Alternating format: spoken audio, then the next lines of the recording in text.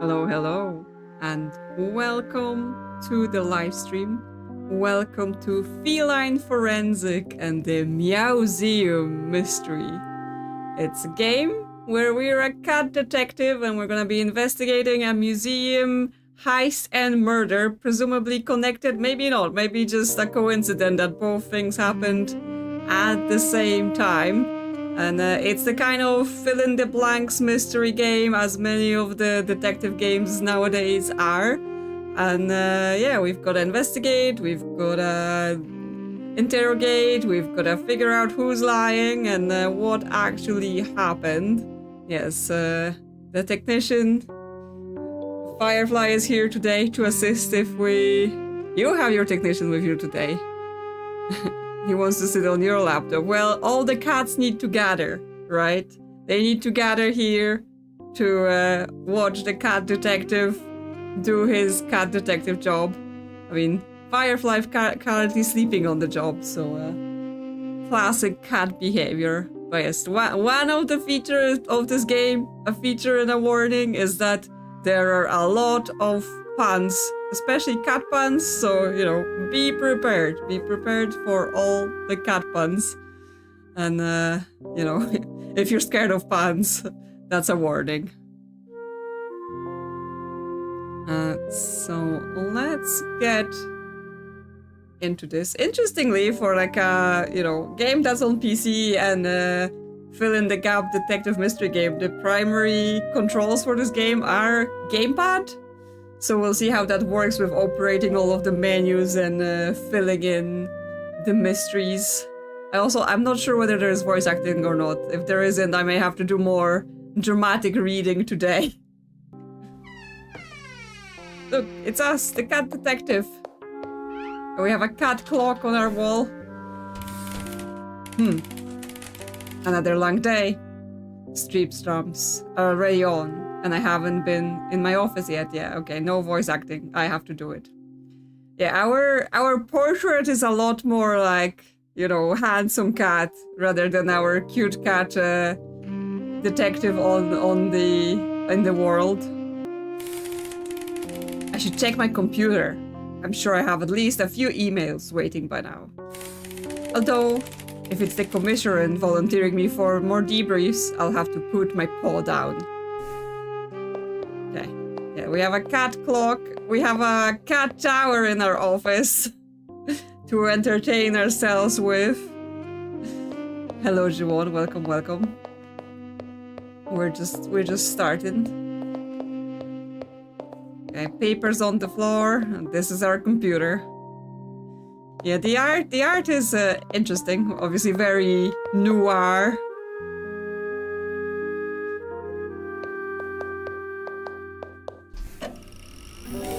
All right, let's see if this old litter box still works.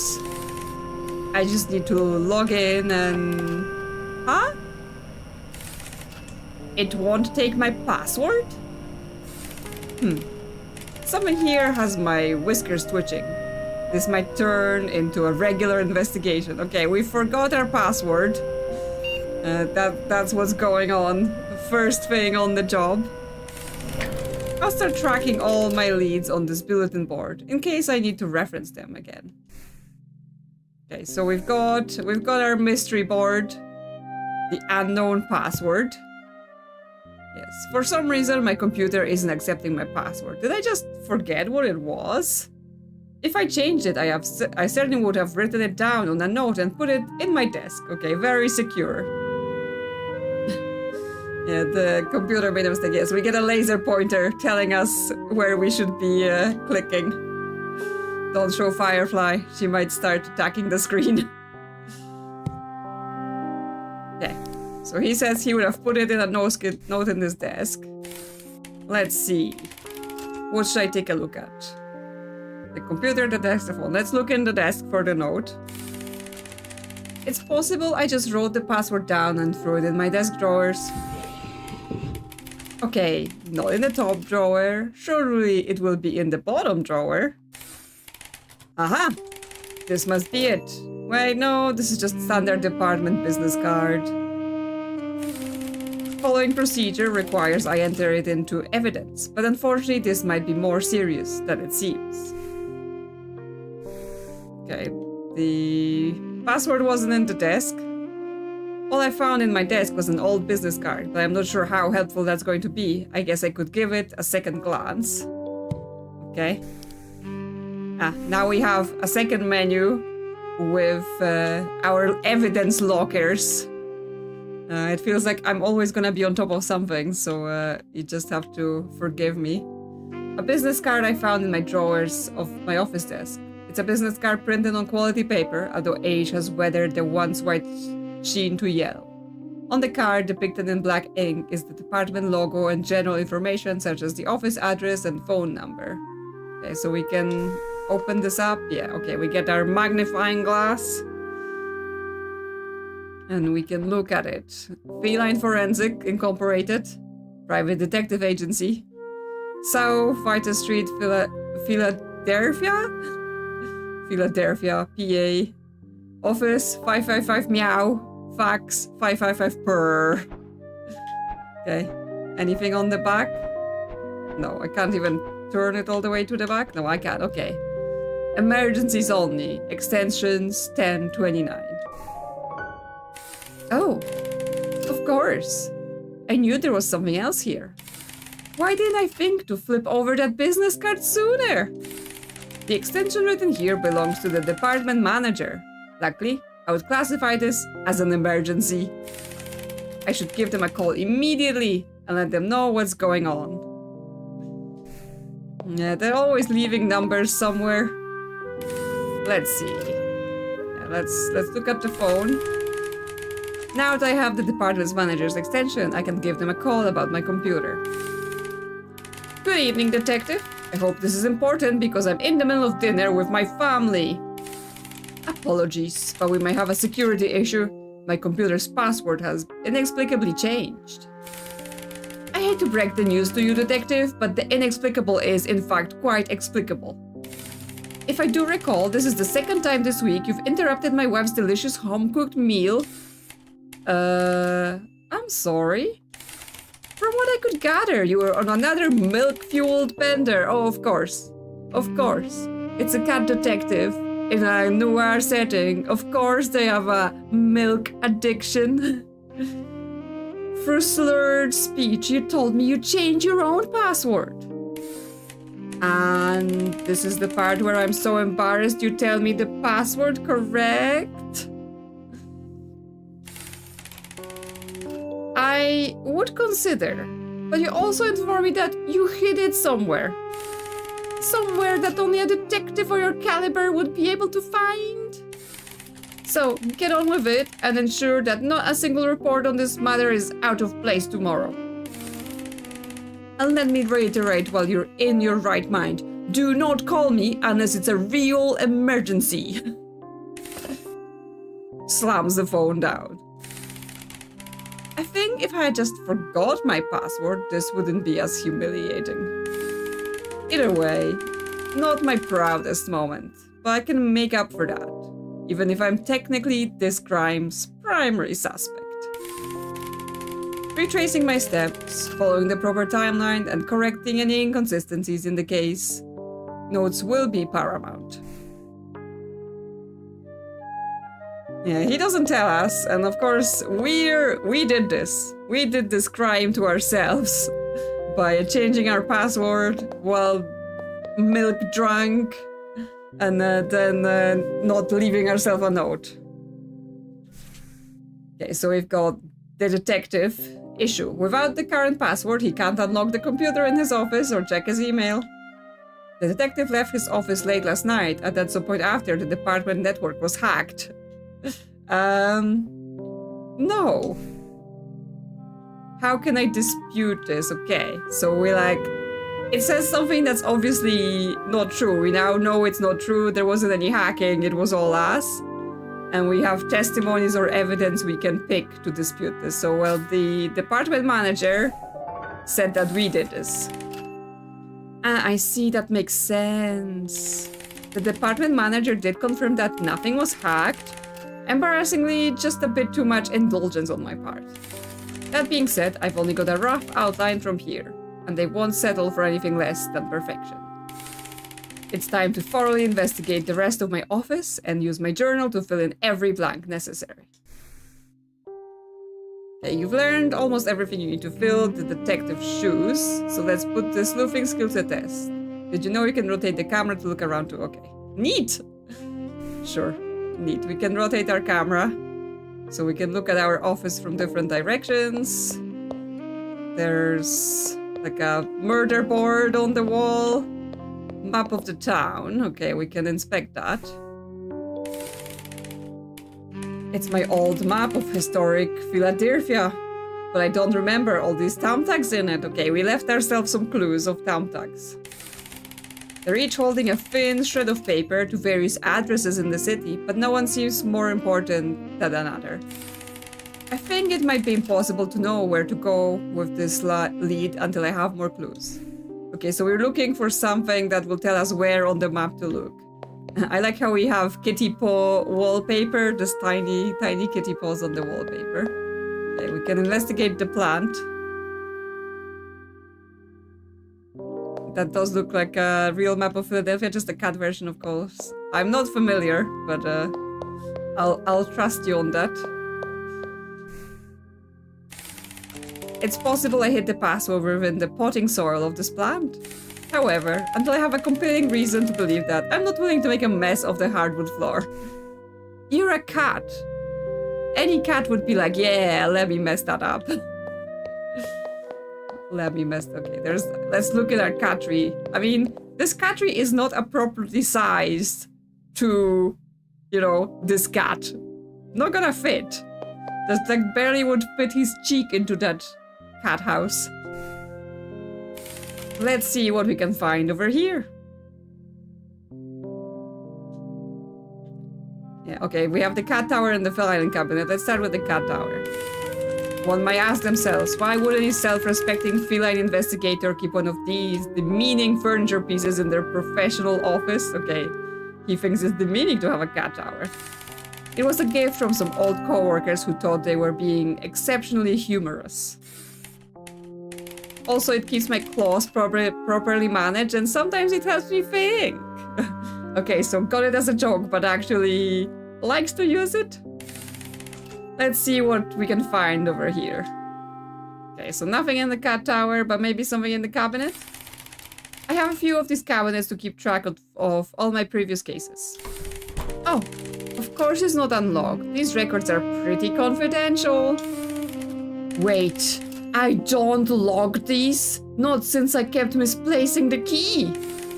I am certain this is significant. I might have put my password in here, or at the very least, another clue. Let's see what we can find over here. Okay, nothing right now, but we may need to figure out where the key is to this cabinet.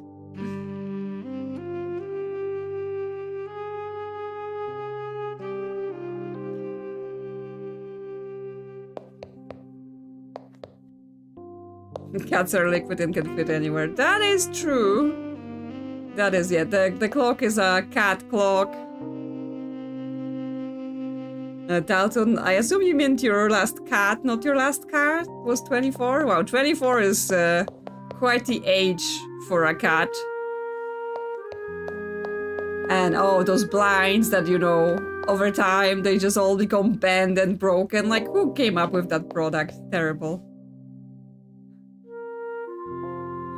Yes, the cabinet is locked and secure, yeah, but you could just, yeah, just pick it up, right?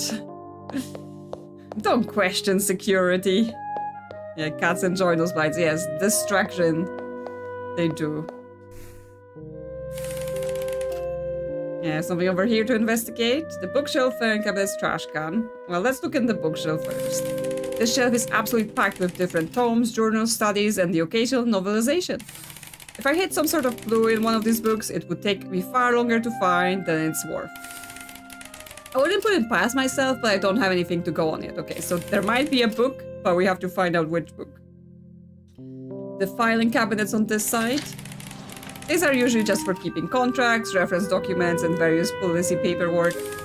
I can't imagine I would have slid a note with the password on it into this mess of a drawer. Even under a strong influence of dairy, I wouldn't have done something so reckless. Is there something over to investigate? Well, I guess the trash can it is. It's a cabinet. Where you need to dig out the truth. You've got to act like an alley cat. Empty milk carton. Comically clean fish bones. Used yarn bowl. Okay, so they're bringing everything into it. The milk, the fish bones, the yarn bowls. None of this looks very helpful. Wait a minute. There's a crumpled receipt. And it looks like I've redacted most of it. Nothing about the actual phrase purchase remains, and only the store's address is left visible. Where could this lead me? Is there something over here to investigate? Okay, no. But now it told us the store's address. We can probably look on the map and see if that store is here. Empty milk carton. I doubt he washed it afterwards. Yeah, ew. Okay, so now the receipt is in our evidence. This post receipt I found in my office trash bin. Most of the information on this receipt has been redacted, which is not normal practice for detectives such as myself, and especially not for consumers. The only elements left visible are an address, 13 North 2nd Street, presumably for the store, and a string of numbers, presumably to identify the item internally. Okay, but... Oh, okay, I can't open this to inspect it further. It says inspections performed and then it's crossed out, so maybe there isn't like... You know, look closer. The description gives us everything we need, right? It tells us the address. So let's check the map then. It's my old map, yeah. Yeah, they're holding various addresses in the city. Yeah, that crumpled receipt did have an address on it, though. What was it again? 13 North and 2nd Street. I don't recall where around here, but the slip of paper does have a phone number written on it. Looks like it's time to make another call. Okay, let's call the shop and see if they can tell us what we've bought. Let's see. What should I take a look at? Okay, I can't move the camera so right now, so I'm hidden behind the bookshelf. Yeah, let's call. Let's give the number I found on the map a call. Hopefully they're still open and they can make sense of this receipt. Good evening. Bookgator on 2nd. What can I do for ya? Of course, the local bookstore. How could I forget? Sir, did you need help with something? Hello, yes, sorry, I do actually. This might be an odd question, but I have a receipt, and I'm not sure what it was that I purchased. I've been expecting your call, detective. Of course you were. Care to explain why? You stumbled in, disgruntled after an argument with this devious plan. I didn't ask questions, but you warned me this call was likely.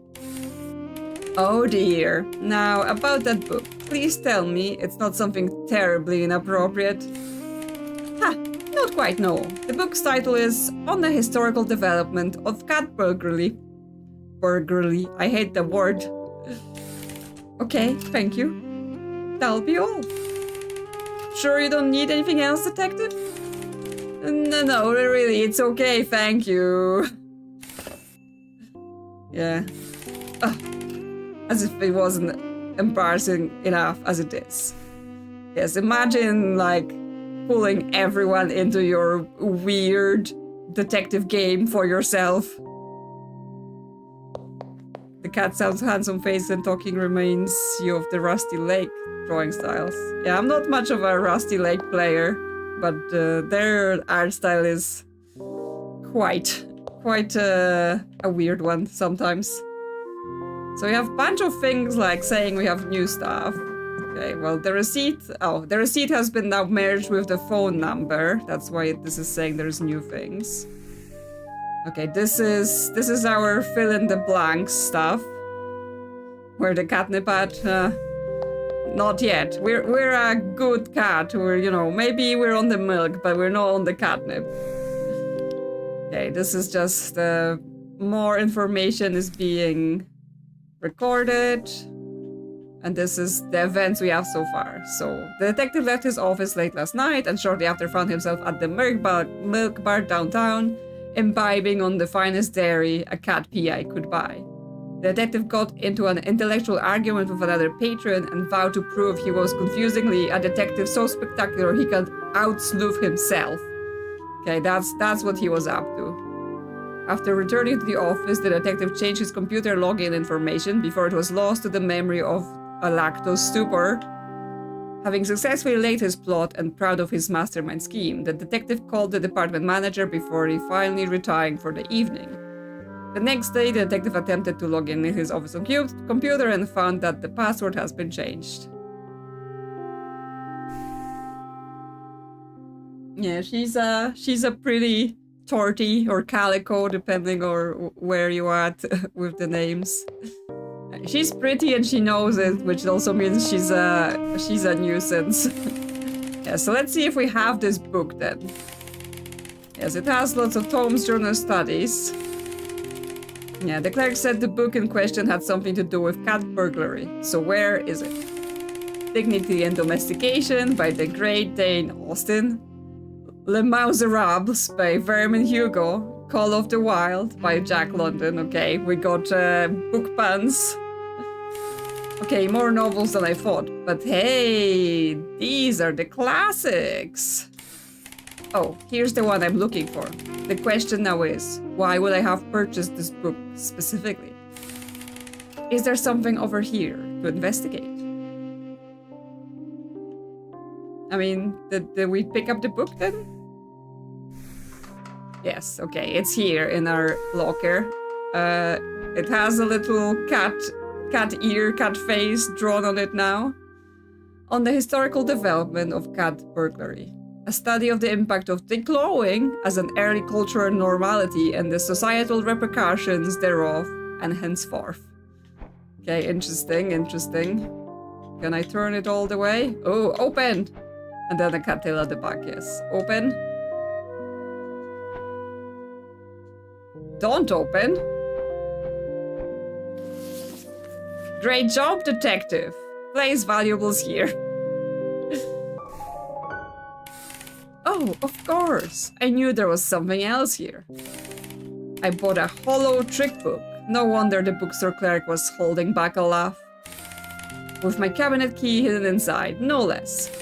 I think we're nearing the end of this case. Well, we're nearing the end of the tutorial, I assume. Good thing the trains will still be running for a little longer. Yes, he was going to miss his train home because of his silly tricks. Okay, so we go to the cabinet here. And we should be able to open it. I've got the key now, so let's get this locked cabinet open up and see what we find. There's a note right on the top. A great change of pace. Or maybe I was just getting lazy. There doesn't seem to be any cipher or code either. It just looks like a normal password.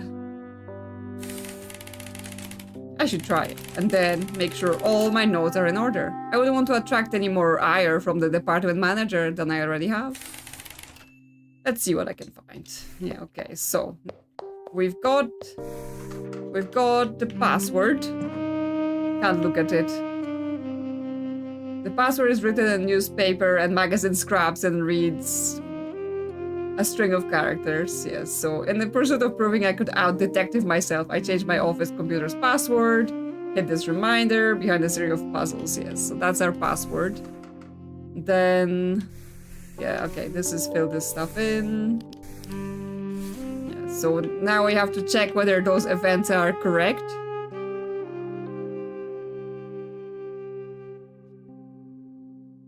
The password is mittens. Yeah, there are definitely books with hidden compartments. It's just, yeah, you know, need to decorate them like it's a cat as well. So now we have, having developed a devious plan to overcome his own expertise, the detective went to a local bookstore and purchased a hollow book. Then it says here the password was lost to the memory of lactose stupor, but we know it's not completely lost because we have a password reminder. Ah, I see. That makes sense. Of course, the reason for the entire mystery, locked up tight in a lone filing cabinet. Luckily, I haven't forgotten about it twice, at least. Not yet. So we've got that, and now we gotta fill in them blanks. So, unbeknownst to someone changed something to his something. Okay, that's, I assume, password to his computer. Actions, persons, locations, objects, yeah. Change the password, okay, that's interesting. To his computer, we were like doing stamps.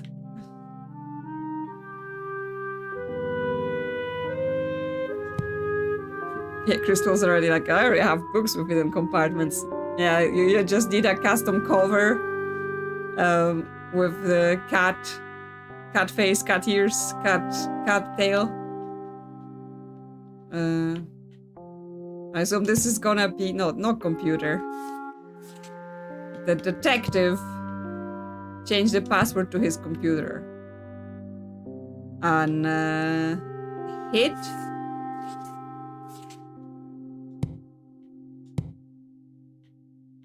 Inside, nope. Okay, I need to learn how to use this thing. Hid it inside a cabinet.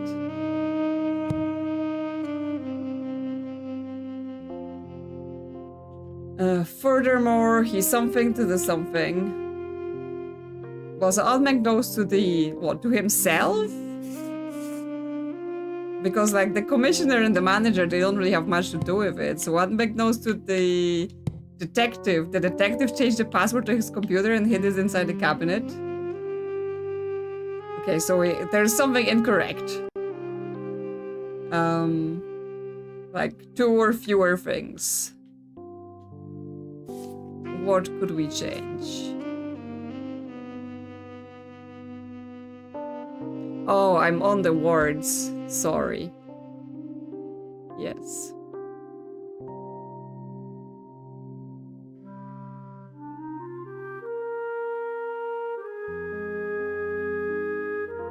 Yeah, maybe it will be better here. Hopefully. Terrible of me, I forgot. Okay, now you can see the words that we can put in. Thank you for pointing it out.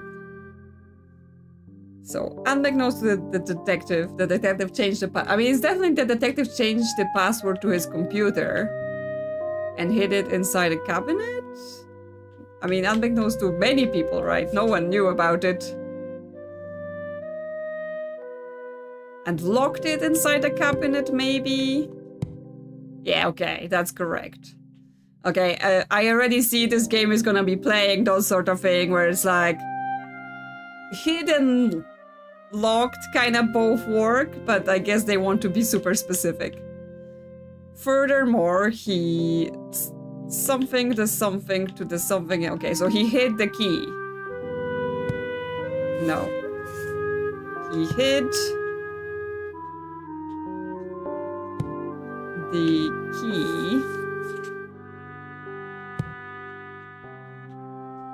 to the cabinet. This stamping mechanic is a bit weird. Inside the book. Because I have to like travel all the way, and like they don't have mouse control for the game where you can just drag and drop. You have to either use your keyboard or the gamepad. That the detective recently purchased. Yeah. There we go. Approved. We've solved the tutorial. Yeah, there isn't. I don't see a button. Maybe I've missed it. Would that let you just skips between picking the words and filling the thing? Aha! I knew I was onto something. What a fantastic treat. A night out at the milk bar might cause me more trouble than it's worth. Oh, why is the phone ringing? Could it be the manager already? I assume that's our real case calling. Let's see. Yes, the phone. Pick up the phone. Hello, Feline Forensic Private Detective. I'm glad to hear you're burning the midnight oil. Commissioner, To what do I owe the pleasure? Business, not pleasure. There's been an incident, private property. They asked for you. I'm sending a cruiser. The officer will fill you in on the way.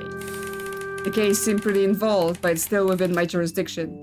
You will go by the book, detective. I'm sure you're aware that if you don't, your license will be on the line. Again.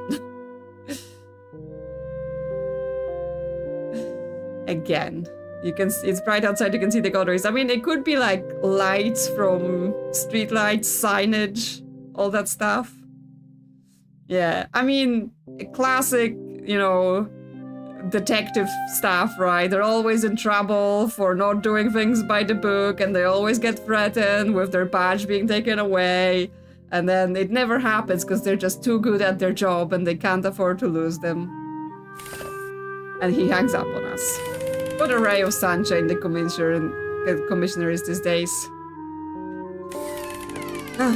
It's gonna be an even later night than I thought. Yep, let's get going. See our actual case. Just walk out into the void. It's a goose policeman. Now I'm on the characters, but I guess we'll just have to accept this. Evening, officer. What we're looking at this time? Oh, detective. No need to be so formal. Although... we are headed to a pretty fancy museum, so maybe I spoke too soon. Honk. Duck detective. No, it's a goose detective. He honks. The one on the east side of town? What happened?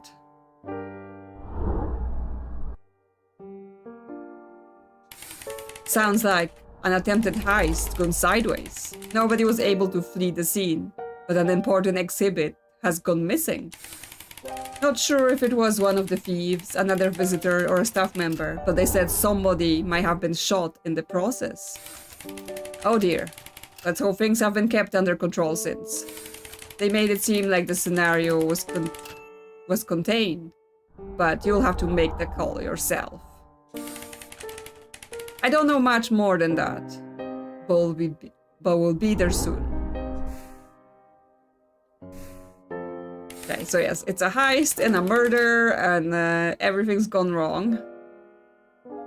And here we are. Told you it wouldn't take long. Always a pleasure. Wish me luck. I have a feeling this is gonna be a long night. Good luck, detective. I'm sure everything will go just fine.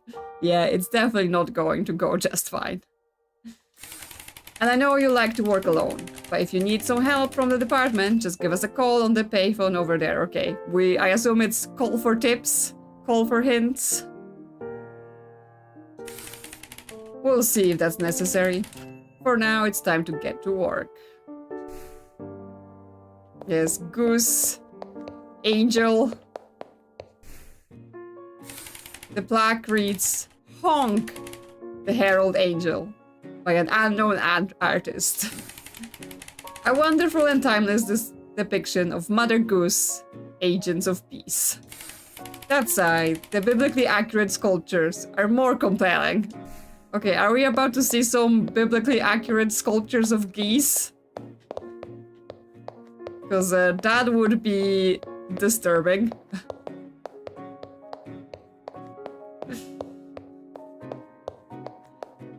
What we have? The Craneburg Museum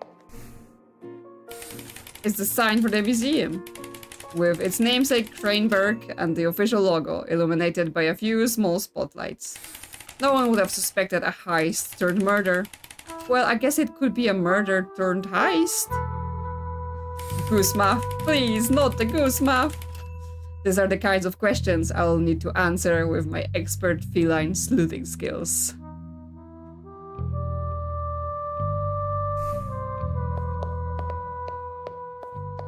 Yeah, we've got cube trees, cube bushes.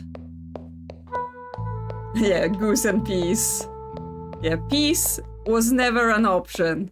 That's the only sentence where goose and peace go together. Honk. Well, I guess we're heading inside. Yeah, we've got Mr. Cockrell, the curator. The geese disturb the peace. Yep. I'm on the characters, but I'm not sure if top left is gonna be better. I'm gonna need to turn myself around and everything.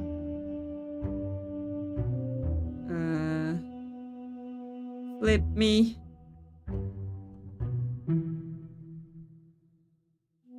Okay, we'll see if that's better for not covering everyone up and clues up or anything like that. Because now you can see the characters. Ah, detective. Thank goodness, you finally arrived. Yeah, I'm like the cat detective. I can just flip around. You can see me from different angles. I'm the curator of this museum, and the one that called the police. Thank you for coming on such short notice. For crime, there is no such thing as short notice, and a detective must always be prepared to put a stop to it. Yes, well, please work with the utmost efficiency. A catastrophe like at this scale could be a disaster. If word goes out that our most precious gemstone was stolen, who knows what will happen? Not only would the museum's reputation be forever marred, we could be target for even more horrid criminals. You're understandably concerned, but I assure you, I'll sort this out. This is far from my first case. Although, if my debrief was accurate, there was also an unfortunate murder in the process? Is that right? Oh yes, that pang. I just hate to even think about it. I suppose you should take care of that as well. But in my opinion, the sooner we get the innocent people home, the better. A rushed investigation leads to sloppy work, so I cannot promise this will be quick or easy. Regardless, I trust you will do your best, and if you keep me posted on your progress, it would be greatly appreciated. Of course, I have several things to discuss, if we could. Okay, so we can ask him things.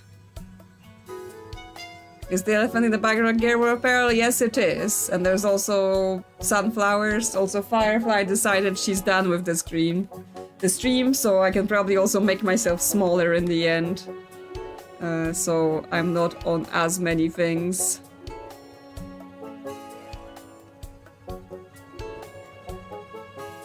Okay. And I can be even more in the corner.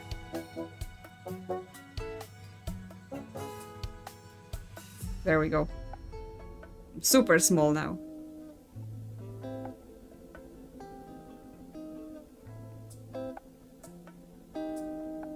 Yeah, so we've got the paintings. I'm not sure what the weird statue on the right is supposed to be of.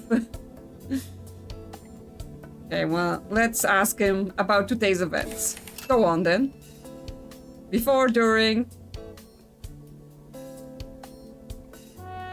You're not sure you can see the peril? I can see it. Maybe I can go closer to it in a bit. So what happened before all of this? Yes. What were you doing? During operating hours, I don't do much except greet visitors, and today was no exception. On days where we're particularly busy, I may mingle and let the guards stand stationed, but that wasn't the case today. Up until the argument began upstairs, nothing seemed out of place. The guard and I were here having an idle chat. Unfortunate that I couldn't stay that way. Could I ask a few more questions then? I would expect nothing less. Okay, so he says he was just here, hanging out with the guard, nothing suspicious until then. Then what happened during the events? What happened? Let's see. The guard and I heard an argument beginning upstairs, but it wasn't an immediate concern to me. I didn't want him to make a scene, but it continued to heat up on its own. Then we heard the gunshot moments later. Even with accompanied sound of broken glass, my instinct was to make sure the guide was safe. I thought she was in the sculpture gallery, but the guard found her in the antiquities stand. He called for me, and I ran right over. And it was true. She was frozen solid, startled by the cacophonous noise. The guard was concerned, of course, but took off towards the blaring alarm. Yeah, he's tapping his foot, like, you know, and also doing the, just a paw on his chin. Despite the chaos of it all, I maintained my focus on her. Eventually I got through. And do you know the first thing she said to me, detective? Call the police. Immediately looking out for the museum. So selfless, to a fault. I went back to the foyer to do just that, but the tourist and the artist were there, begging that I release the lockdown. I didn't know who was responsible for this mess, so I brushed them off without much opposition and made the call. I see. Let's move on to another topic then. Okay, so we've asked everything about the events. We have personal questions. Who are you? What do you do? About the museum? Okay, so who are you? I mean, we know he's the curator, but maybe there will be more details. As I said before, I'm the purveyor of this prestigious museum. Past that, there isn't much more to disclose. Do you have any association outside your work here? Family, perhaps? Is this vital to solving our case, detective? Otherwise, I'd request that you inquire no further. It certainly could be, depending on how it continues to unfold. Fine, I do have a family, and I'm currently separated from them over personal matters. And I can assure you they have nothing to do with the stolen gemstone or the murder, unless you'd like to interrogate them unnecessarily as well. Okay, why are you so defensive about this? Why are you like, oh, how dare you? As always, I appreciate the cooperation. Let's move on. Do we have hands or paws? I mean, we're a cat. Of course we have paws. Although, yes, not sure about the whole opposable thumb situation. I would expect nothing less. Okay, what else we can ask? What do you do? I manage the museum staff, exhibition, publicity, funding, and well, just about everything. Wouldn't it be easier to delegate some of that work? Well, you see, we simply don't have the extra revenue to accommodate that. While incredibly valuable to human condition, a museum of this caliber is hardly ever profitable. Oh, my apologies if this is a sore subject. I simply don't enjoy the idea that one would look at what we do here and assume it's all that easy. It requires hard work and sacrifice, detective. It's not a sore subject, it's a harsh reality. Of course, again, my sincerest apologies. Let's get to another question. Don't have opposable thumbs, but we do have toe beans, which are much better. Yeah, and also we got claws, right? So we can do some damage if needed. I would expect nothing less. Okay, more personal questions about the museum. Right, let me provide a brief overview of the layout so you know what you're dealing with. Currently, we're standing in the museum foyer, which has the only exterior doorway. Okay, so as far as they know, there are no other exits. No one has escaped through the back door or anything like that, but that doesn't preclude there being a secret tunnel they don't know about. In the east wing, we have the sculpture gallery, featuring contemporary works. On the west side, there's display works of natural history with geological and pre-civilization origins. The central connecting exhibit is the courtyard just to the north of us. Further north, we have antiquities, host to several artifacts and art pieces spanning global cultures and eras. On the second floor, there's only one unique gallery. Fine art, typically canvas. Of course, as you investigate, you will notice there are balconies that look down into a few of the first floor exhibitions as well. I hope that's helped, detective, but you can always reference the brochure map you have if you get lost somehow. Very helpful, thank you. Do you mind if I ask more questions? But I don't think we have more questions. Yeah, exactly. We've asked everything we can so far. I assume as things progress, there might be more questions to ask, but for now, that's it. So let's see. Okay, we've got a lot to fill in just for our first page. So we have 6 pages in total to fill in over the course of the game. But yeah, our first one is like, earlier tonight something happened, who surprisingly had a something. then, you know, something else amidst the chaos. Yeah, so we have to figure like the initial outline of the events and the people here. Yes, there is, okay, lots of people. There's the artist, the critic, the curator. Yeah, so we've learned all about them from this conversation. The guard, the guide, the old-timer, the podcaster, the punk, the student, the tourist. Yeah, we need to observe the whole rooms. But yes, we know that the punk is the one that's dead, because he already said that. Okay, we've got this painting with the apple in the face. Not sure what sort of painting this is. Looks like weird mermaid arms. And then animals inside of a diner. Okay, to the dinosaurs this way. Some sort of seaweed. Courtyard doors.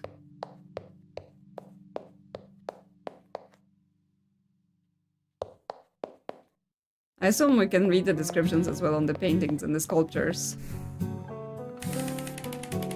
The plaque reads Mle Orangutani by Konstantin Kranekusi. The expression of this piece is so complex. Notes of anger, hints of boredom, a dash of really need to itch my nose, and so many more. Yes, here's the girl with the peril. There's definitely a peril. The plaque reads Calf with a pearl earring by Johannes Vermeerkat.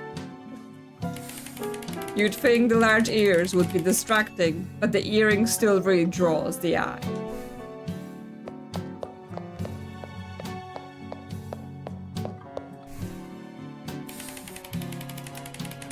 The plaque reads Vase with 15 sunflowers by Vincent van Giraffog. The thing that he would go so far as to cut off one of his own ossicones? Is that the things that giraffes have on their heads? If only he knew how prolific his art would become. We have this vase here. The plaque reads Semi-colored Vase by Ai Weiwei. Do you think he dipped the vase in paint or just drizzled it on top?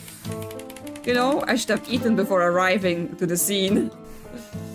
Why now you're thinking about food because dipping and drizzling?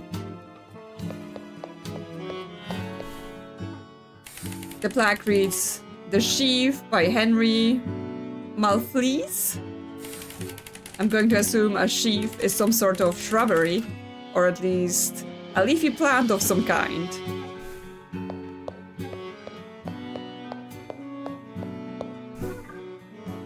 The plaque reads Grey on Blue by Mark Radko. The deeper meaning of this one is beyond me, but in a good way.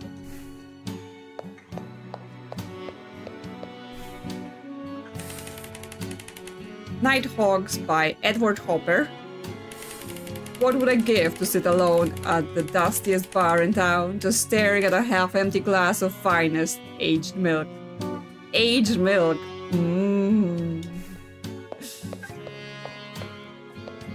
Yeah, I presume they're a famous one. I'm just not getting all of them immediately.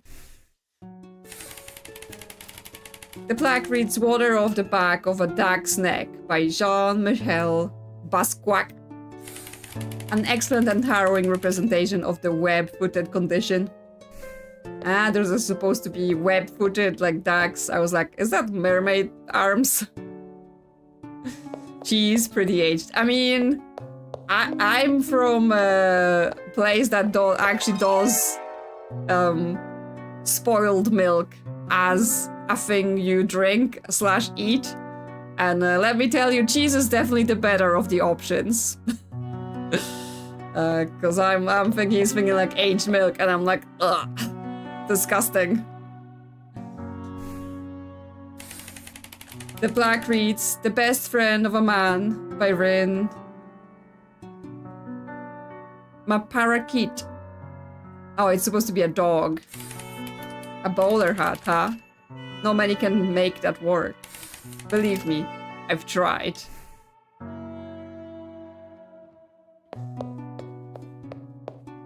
Okay, and there's a vent. Someone could have gotten out through the vent. Okay, well, there is a security guard to talk to, but I'm like... He said we got a leaflet. Okay, so we have 3 leads. The missing gemstone, the murdered guest, and meeting our suspects. So yeah, the gemstone's missing. Someone's been killed. And then we need to look into people, okay. Okay, the bear is a security guard. Hey, hold it right there. Did you pay admission when you came in? Oh, Ha! Gotcha good, didn't I? That the security joke is all. Oh, it's good to meet another agent of Lady Justice Detective. What can I do you for? I'm hoping you can assist my Oh, absolutely. Anything you need. At the drop of a hat. Just by answering a few questions for now, I need to be clear that even as the museum guard, you aren't exonerated here. Of course. I wouldn't have it any other way. Not only am I loyal to the law, I am loyal to this museum, and the wrongs against it must be righted. Let's start with a few questions, if you wouldn't mind. Yes, so let's ask about the events here, then we can question him about his family.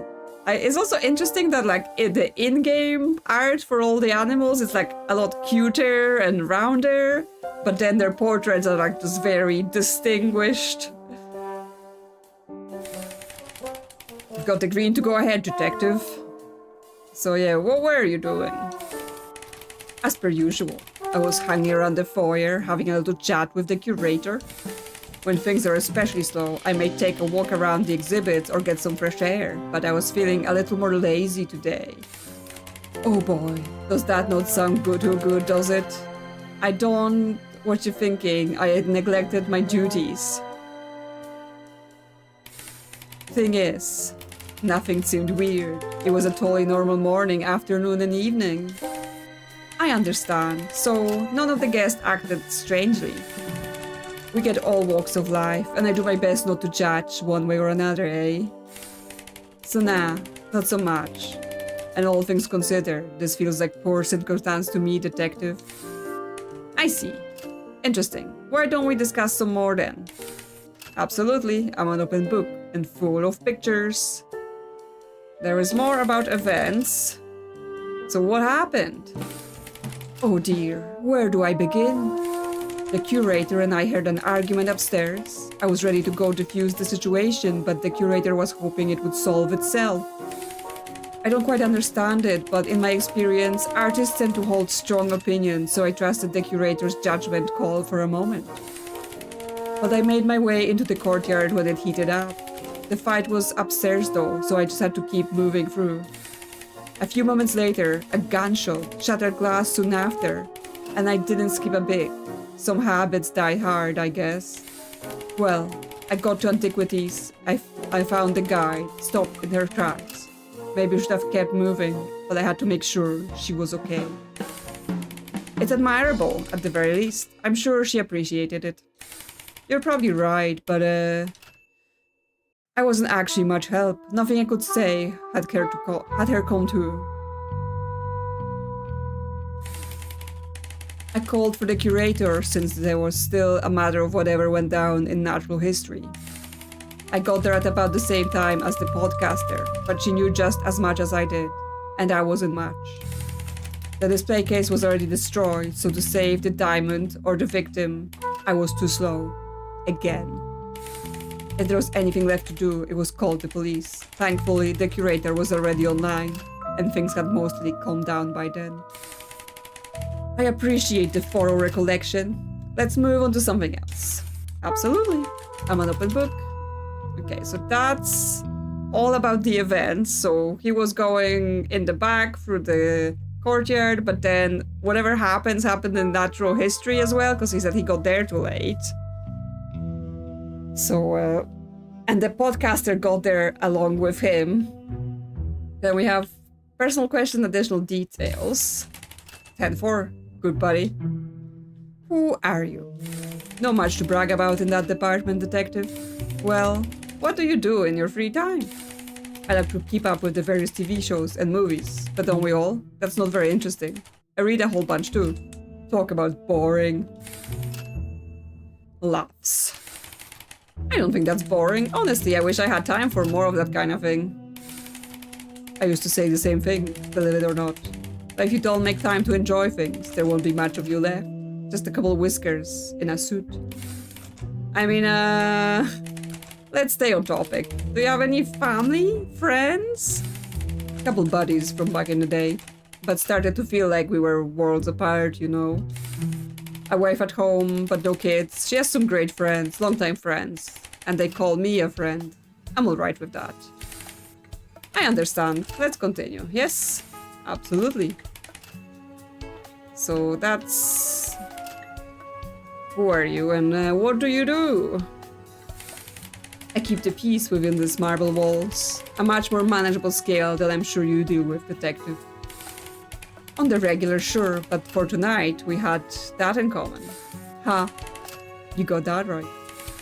As far as my day-to-day is concerned, we don't really get much commotion around here. Was there a time when disturbances were more typical? Ah, no, I guess not, but we had more people around overall, you see. Hey, if all else falls, maybe this whole debacle will get the museum more attention again. That'd be really something, huh? I suppose anything's possible. Why don't we discuss something else? Okay. There are more personal questions? Oh, what did you do before? Because yeah, he keeps saying back in the day and from back of the day. So yes, what was his job before? I worked as a policeman for a while, but not as long as was expected at the time. You certainly don't look like you've reached retirement age. He laughs again. Young for retirement, sure, but not that young. Most folks stay in the field for a long time. Wasn't for me, though. I grew up with police dramas and was big enough to deal to bullies, but the concept of bullies is a bit more difficult when you're an adult. Nail on the head, detective. Don't get me wrong, there was times when it was very clear. Just not always. Even instances that were clear in the beginning became murky down the road or in retrospect. Eventually, parting ways with the force seemed like the best decision. I came to that conclusion sometime later. By that, you mean it wasn't entirely your choice? Highly encouraged choice, perhaps. A tale that isn't too uncommon, I think. Will we discuss something else? Suspicious, negative advertisement, murder is their advertisement. Yes, like, you know, if the museum is not attracting people, you could be like, hey, but do you like murder? You could come and look at some murder scenes in our museum. Okay, so that's all personal stuff as well. Then there's additional details. Standing for inquire, detective. About the alarm. Oh yeah, well, you see, the amazing thing is that it's real smart. You can tell who's who and what and do what it's gonna do, real accurate too. Certainly, there's some downside to it, no? Ah, nail on the head, detective. When it was installed, they told us it was a little slow. It doesn't make mistakes because for a computer, it takes its time. Although, for a person like you or me, that's still pretty dang fast. It just has to, I don't know, double check, I guess? It has a way of being selective, only looking down what's necessary and trying to minimize panic in a chaotic situation. Come to think of it, the actual sound of the alarm was supposed to be one of the more severe stages of lockdown. The old guy who used to work on it could tell you more, but we've never seen it in action before today. Maybe try asking the curator. I think I will, but until then I have a few other things to discuss. I don't think we do. I think that's all the questions, yeah. Okay, so they have some sort of extremely sophisticated alarm system that lets them lock down the museum pretty fast and like identify what's going on. So that's curious. Does he know more about it? No, there isn't any additional questions for the curator about the alarm. Okay, well, he said he got to natural history too late for whatever went down, so let's go towards the dinosaurs. Alright, this definitely seems to be the epicenter of our case. Looks like the victim there, lying on their back, just south of destroyed display case that stands in the exact middle of the room. Several dotted blood spatters across the room, along with a few places of what appears to be stone debris. Other artwork looks to be unaffected, and a witness at the scene, no shortage of places to start, so let's get to it. Okay, yes, here's the body of a monkey that got murdered. He looks pretty flat. Everyone in this world is very, very flat. She's just standing here being like, wow, look at that. Not concerned at all by the dead body. Yes, there's the case that's been broken. But there's something in it, so it's like, has it been taken away or not? What else we have? Okay, like cave paintings, weapons, a dinosaur, or a dinosaur skeleton, tusks, sort of the gems, butterflies, and other insects. Okay, let's inspect the body then. We can look at the art later. Oh, this has always been my least favorite part of the job. Victim presents male, likely mid-20s in age, 4 facial piercings and wearing a leather jacket. Initial signs show 2 impact wounds to the back of the head. All things considered, minimal blood loss. And nothing on his person, no wallet, keys, not even an ID. Poor guy. I'll figure out what happened here. Don't worry. Was that a murder or just a failed burglary attempt where someone slipped and fell while trying to break through a skylight? Well, he said two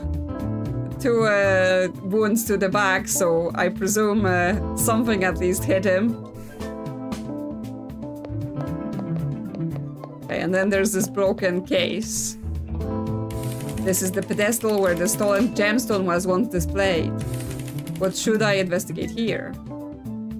The placard first, let's read what it's supposed to be. The plaque reads, Optimist Diamond, circa 1700s. Where could you be hiding, precious little stone?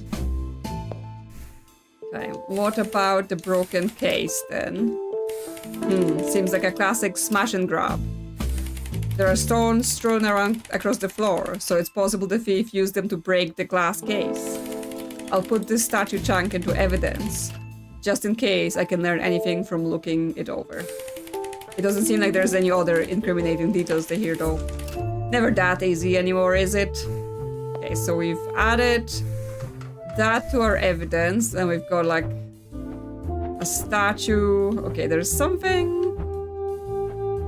here. Like a little metal piece.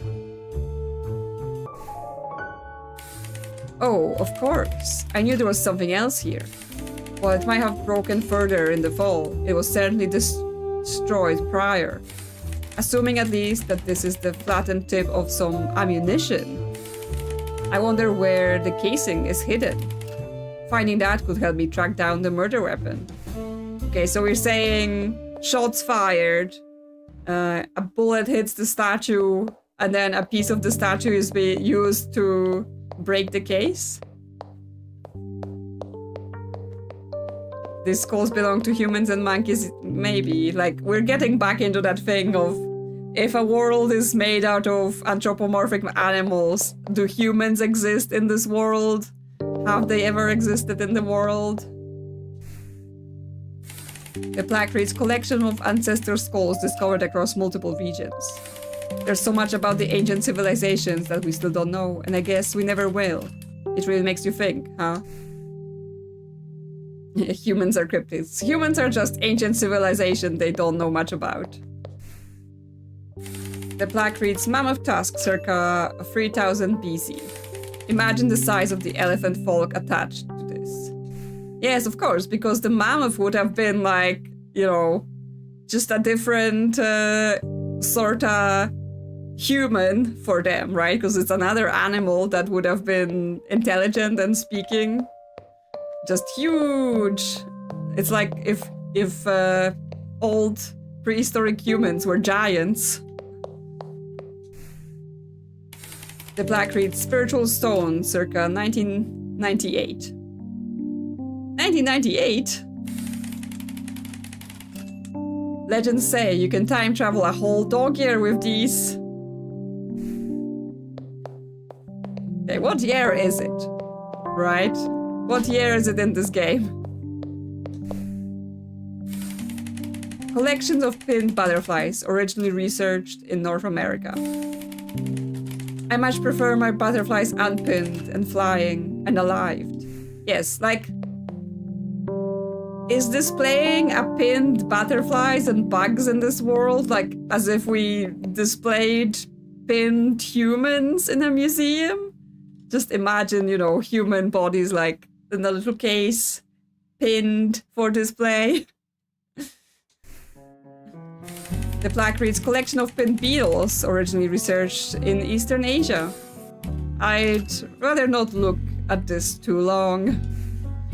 Yes, he's disturbed by the sight. I know we display human bones and mummies, but like, I don't know, not quite like we display pinned butterflies and bugs, right? We don't have a whole case where they just lined up with just a little pin through their body, like hanging there. It's not quite the same as the displays we have in museum of humans, I would say. Crucifix as well? I mean, we don't put that in the museum, right?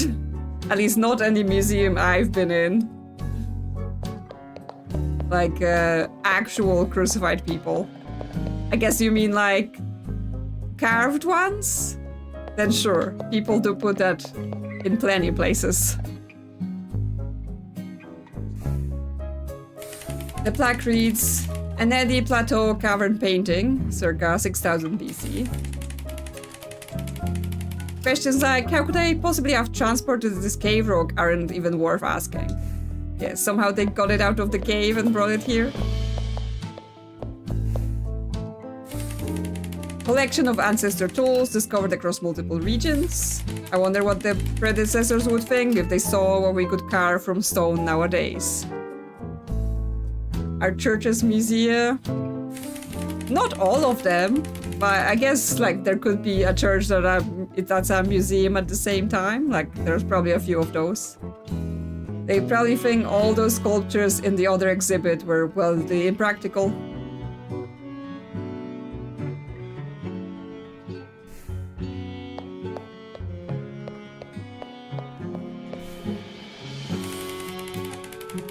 Mosquito preserved in amber, discovered in Southeast Asia. Okay, we're gonna go Jurassic Park on this thing really soon.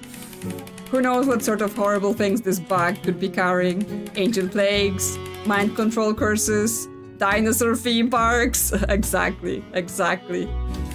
I suppose we should all consider ourselves lucky this wasn't the exhibit to break. Yes, they could have brought the T-Rex back.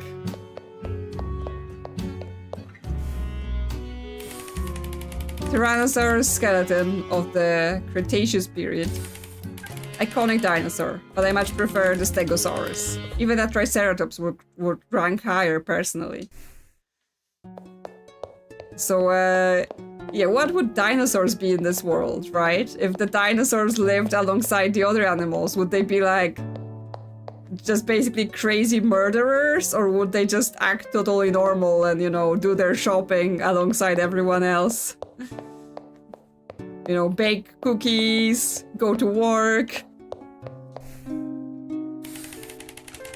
Amethyst geode, sustainably sourced from Central Europe. Wonder Goose creations have such an unparalleled beauty. Are we saying Mother Goose is God. In this world, God is a goose.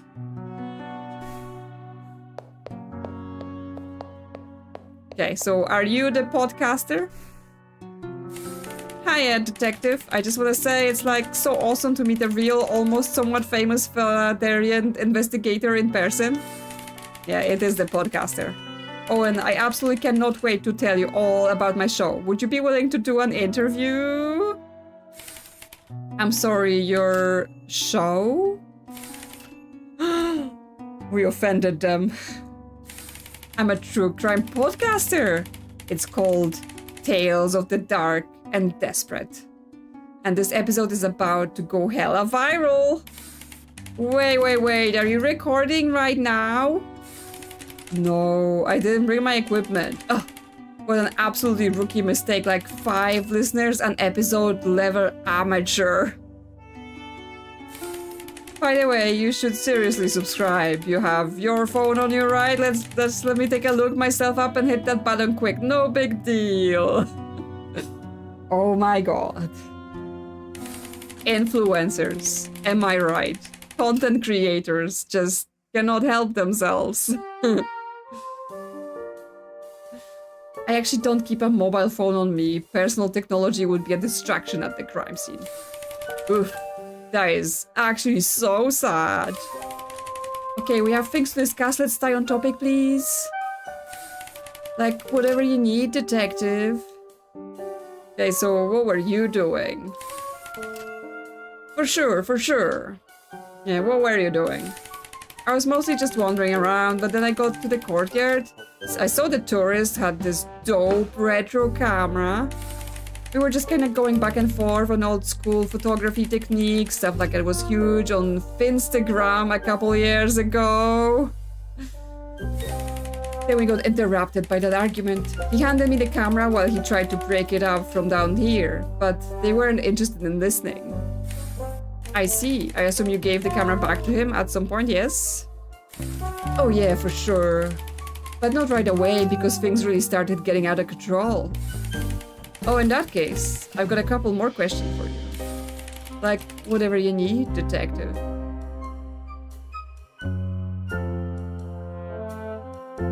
This raccoon was like my geography teacher. He also made his students follow his social media account. That's potentially weird unless his account was purely about geography. Okay, anything more about the events? Yeah, what happened? Oh my gosh. I remember it so vividly. If only I was recording. My audience really likes authentic audio. Oh, that gunshot would have got me so many upvotes. That's when things really got popped off, you know? I couldn't really see much up there though. And when the guard ran through, he and the tourists were so frantically scattered, I pretty much tuned them out. Besides, we all heard glass break in the next room over, and I needed to get a first-hand account of things. Fame isn't for the fawn-hearted detective. I ran from the courtyard and saw the punk lying there. It seemed like he fell from the balcony. I rushed over to check on him, but he was so dead. And what of the diamond? It was already gone. I explained that the guard when he came in. Then I guess he went off to go search for someplace else. I figured with the alarm going off, I wouldn't be able to leave anyway, so I just sat tight and waited in here. Okay, I think I have some follow-up questions. Okay, so actually the podcaster gets here first before the guard, and then he says, oh yeah, you know, the diamond or whatever was already missing, and then the security guard comes and he tells him that it's missing. So there is a possibility the podcaster took it very quickly before the guard saw him. Like, whatever you need, detective. Okay, so anything more here? Yeah, about the guard. He said you both entered the exhibit simultaneously, but this contradicts your testimony. Why the inconsistency? I don't know what you want me to say, detective. I told you everything I know already. I came in, saw the diamond was gone, took a quick look over the body, and the guard came running in after. If I was gonna lie, wouldn't it make more sense for me to agree with the guard? I'm admitting to having no witnesses. Yeah, exactly. It makes more sense that the raccoon would be like, yeah, totally, I wasn't here alone. Right? So the fact that he says that, that's an interesting thing. I suppose you're right. So the diamond really was missing when you arrived. Yeah. Okay, fine. I'll ask some different questions instead. Like, whatever you need. Okay, so that's everything about the events that we can ask right now. Personal questions. Oh, like, totally. So who are you? Oh, come on, detective. I told you about my podcast.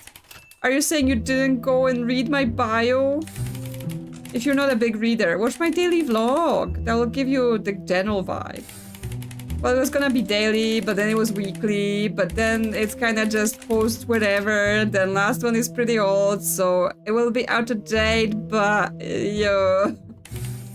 Apologize, but I'm not going to watch your vlog. So please, if you could provide a brief answer to the question, that would be appreciated. Rude. The least you could do is submit your questions to my word vlog. You can do it anonymously if you want. I'm sorry, but isn't a vlog just a video blog, so a word vlog is just a normal blog?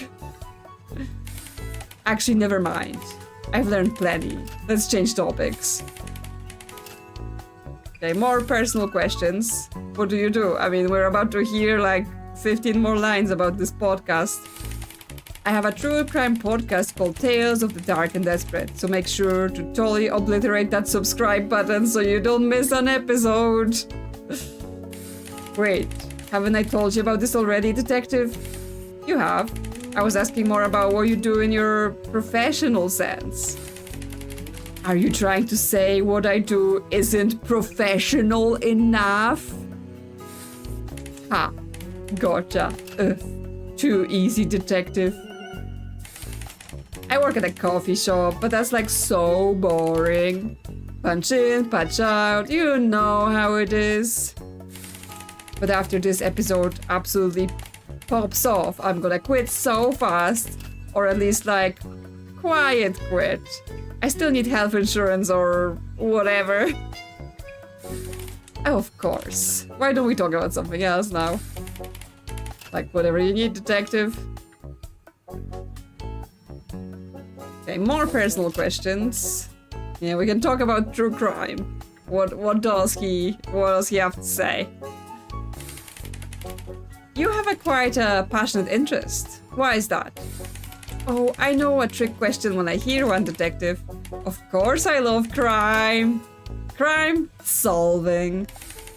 Crime solving? Do you have a background in criminology? That sounds like a question I can only answer behind a paywall. Did you know you can unlock great perks like this is on my page? That won't be necessary. By the long power of the law, let's stay on topic. Well, you know, true crime is trendy, so that was a good start, but then I don't know, it was genuinely fascinating. In all honesty, I'm pretty normal, and my life has been like pretty easy. There's people out there that have definitely not have it easy. Trying to step into the shoes of a criminal is one thing, but thinking about everyone around them, that's different. It's just easy to think this wouldn't happen to me until it does. True crime lets you really reflect on unrealistic situations that are very real. That's actually quite insightful. If you want to know more, make sure to wickedly whack that follow. Yeah, okay guys, don't forget to press the like button. You know, make sure you smash it, obliterate it, press it really hard. Oh, this is such like content bait, this character. Yes, that. There's another question I have for you. Like whatever you need. Additional details. Only if you subscribe. Ha, just kidding. About the victim. You mentioned he had already fallen from the balcony above. Did you do any closer examination than that? Why do you ask? Thing is, he didn't have anything on him. Not even a wallet, no ID. Doesn't that seem strange to you? Oh, detective, that's because I gathered them for you ahead of time so you wouldn't miss anything. Okay. Interfering with the crime scene. Already, I see. Is that so? Tampering with a crime scene can be a serious offense, you know. But it wasn't tampering. It was assisting. I know about standard procedures, so I just like went ahead and did it for you. That's all it was, huh? Lying to an authority of the law and is also quite an offense. Okay. I took his stuff because it would have been amazing promo material. You can't blame me for trying to fabricate a viral sensation, detective. And besides, what if he had been stabbed and I needed to stop the bleeding? That logic doesn't even... You know what? I've got other things to discuss with you and then I'll be on my way. Like, whatever. Okay, so he took the stuff. Did he give us the stuff? Do we have it now? Okay, we do have it now. Okay, so we have the statue, we have the tip of the bullet that we found in the statue. And then we have the stuff. A small collection of items that once belonged to the victim prior to his demise. Requisition from the podcaster, it's a fairly normal set of possessions, including a receipt for admission to the museum, business card, and a bottle of medication. If I want to learn more, yeah, I should start examining. The business card advertises a true crime podcast, presumably given to the victim by the podcaster. Okay, so yes, there is all that stuff. Hold tab down, turn. What do you mean hold tab down, turn?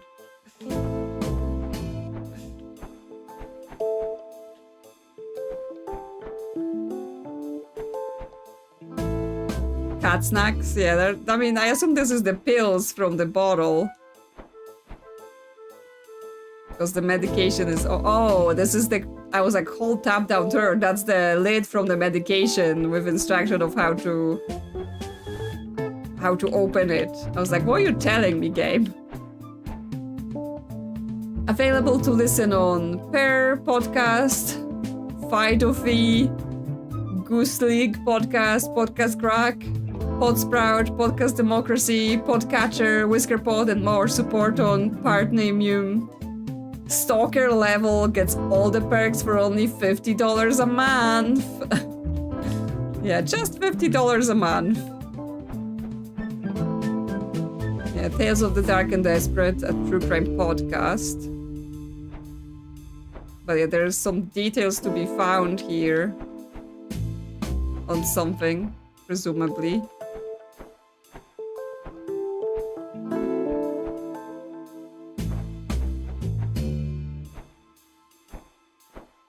So yeah, he got an admission for 2 people.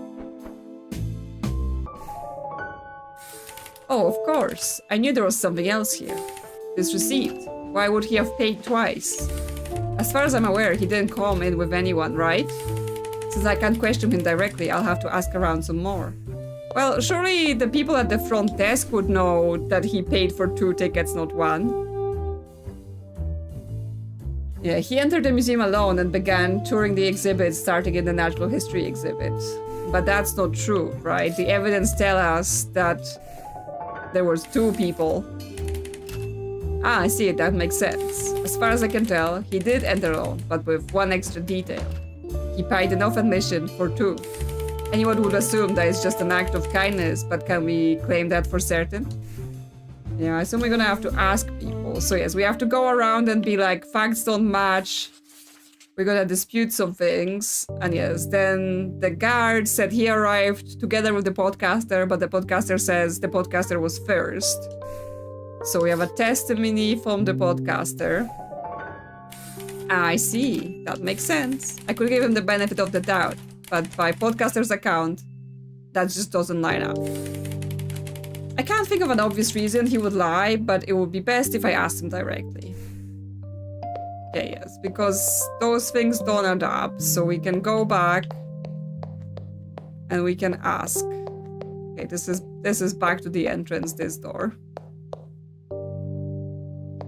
Okay, Mr. Security Guard, why are you lying? Yeah, let's start with a few questions about the events.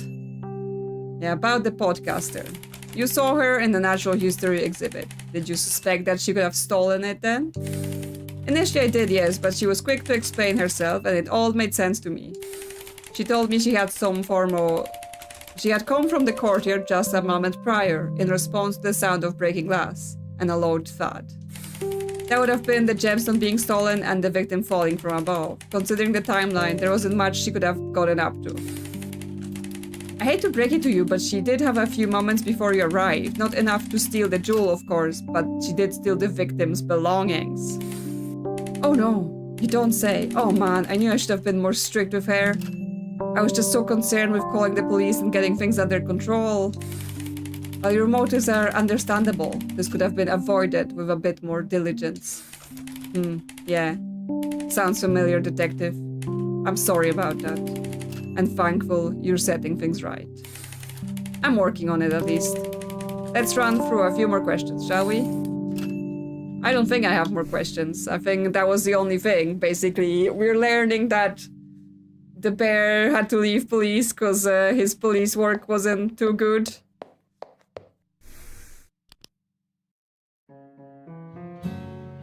Okay. I guess this is just like the board where things get added in case we get lost in the investigating. Okay, do you know why they paid for 2 people? Yeah, okay, so there's something new here. Yes. Yeah, about admission.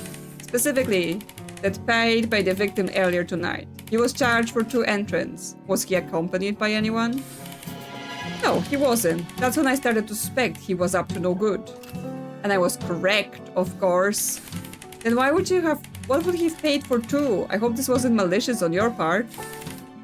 It was no mistake. When I told him there was a charge for admittance, he said he would pay for himself and whoever comes in next. That's all. Just to clarify, he didn't know that there was a cost to enter, but he was willing to pay for 2? I didn't think much of it, Detective. It seemed to surprise him, so perhaps he didn't want that to happen to someone else? Did it betray my initial impressions of his character? Sure, but he confirmed them soon after with all the mess he caused. You mean all the mess he caused by dying?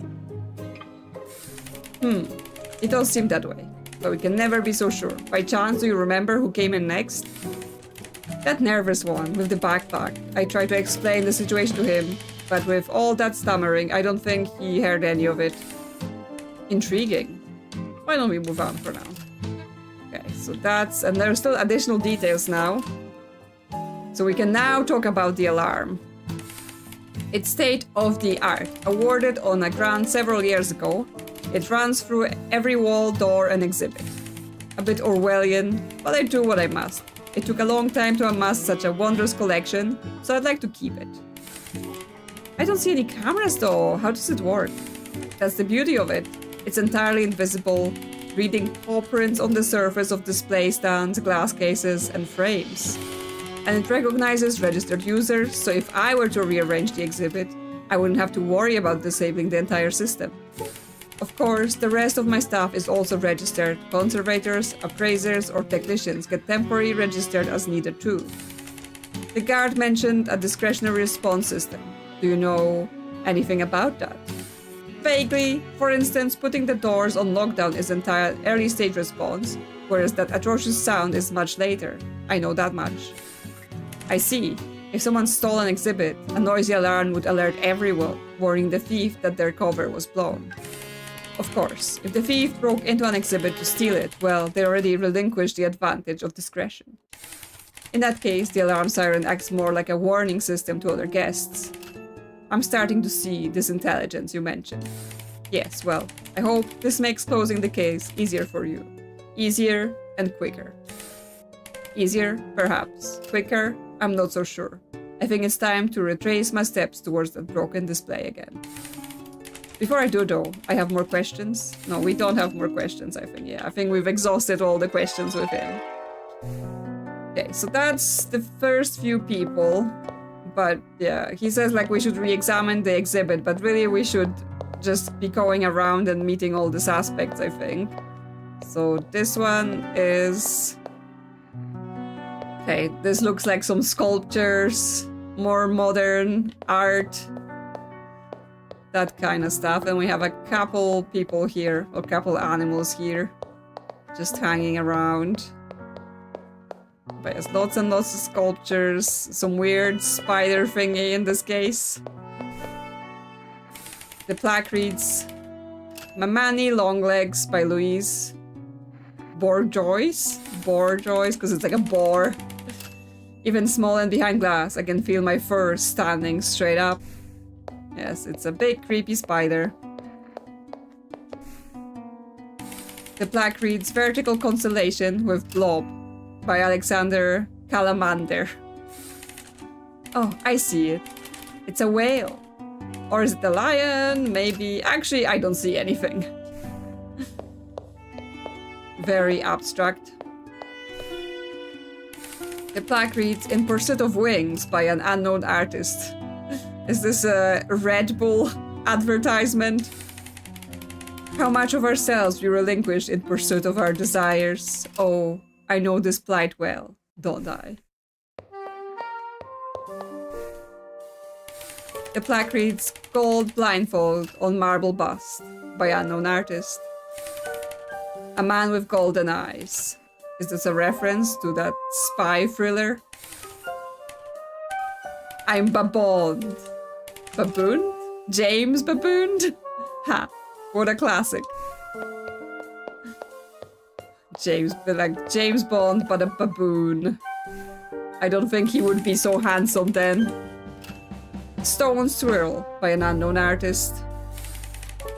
I could see what they wanted to be left anonymous. It kind of looks like a sewing needle that's been bent on itself and put through its own hole.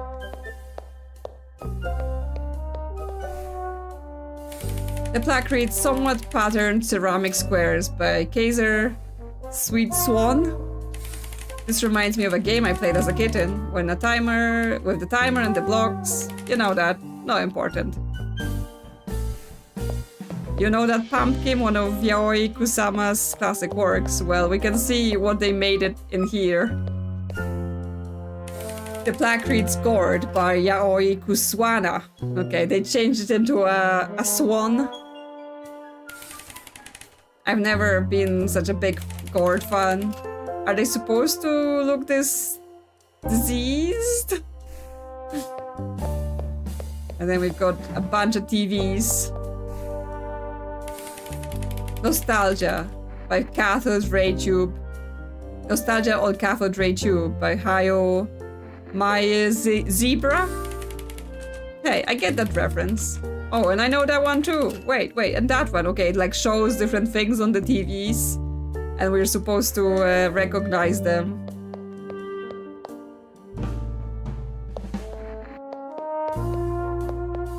So you can see different things on the screens.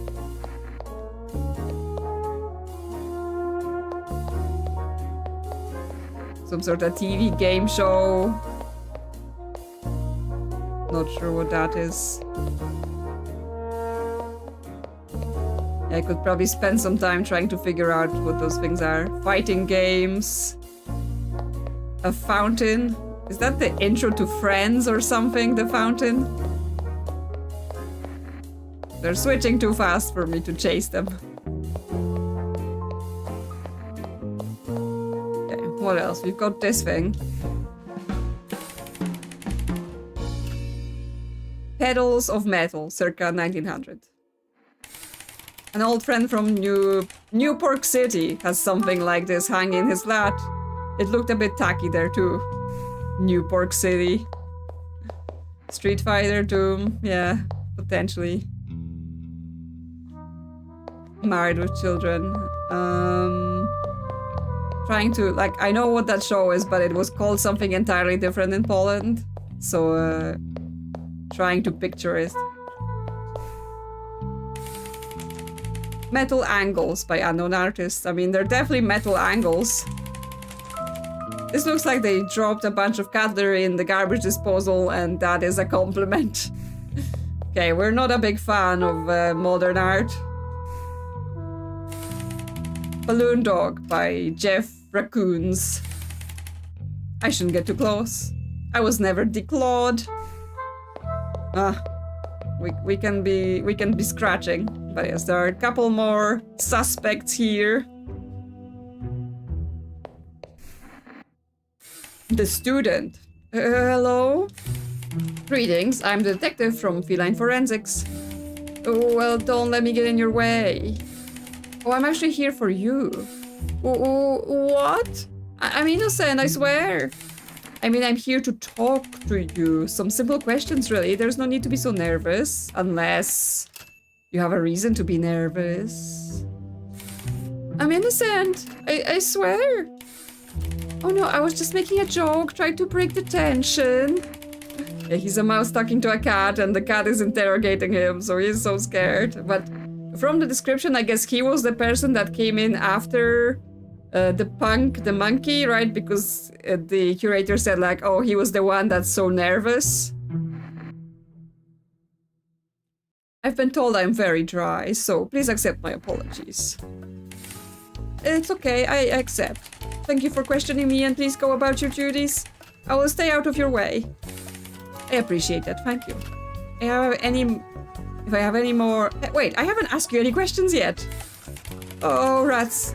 I didn't think you'd realize. Fine, go ahead. Okay, so what's about the events? Is that important? I don't think it is, let's not do that. What were you doing? How far back should I go? I came in a few hours ago and started going for a few exhibits. You can skip ahead slightly. Right, of course, totally. Well, I got the natural history exhibit after a bit and started admiring the artwork there. I could overhear it sounded kind of like an argument. I didn't give it much thought, minding my own business, but it started to get more intense. I didn't take long to realize it had escalated further than I should have. Everything spun out of control from there. I see. We should go over the details as well. Okay, detective, if you say so. So what happened? I couldn't tell what it was about, but I heard the argument upstairs was beginning to get physical. Bad things just kinda happen randomly nowadays and better to not take any chances, you know. I go to the foyer and that's when my suspicions were solidified. The sound of a gunshot. I pounced towards the door and as I reached for the handle, the place went into total lockdown. I was scared, detective. I felt cornered, trapped. I did the only thing I could think of. I retreated into the sculpture gallery to hide until things calmed down. I almost knocked over one of the sculptures in my haste. Thankfully, it wasn't too long and everything seemed under control again. As in control as it could be, I suppose. Let's change the topic, alright? Okay, detective. Okay, so he says he basically wasn't in those rooms and then he tried to escape because he felt trapped, like a mouse in a trap. And then he ran into here. Oh, Sailor Moon on TV. I recognize that one. I hate tacking up on myself. We really shouldn't. So, who are you? And Final Fantasy VII on TV? Now I'm seeing things. Oh, you don't care about the detective. I'm just a little mouse, nothing special. And like I said, also super innocent. I'm sure you are, so you wouldn't mind if I searched your backpack, for instance. Why would you need to do that? I haven't stolen anything and put it in my backpack if that's what you think. I mean, the way you say that, that sounds very suspicious. I was just kidding again. Why did you come to the museum today? No, we should totally search his backpack. What do you mean? He could have stuff in there. Contraband.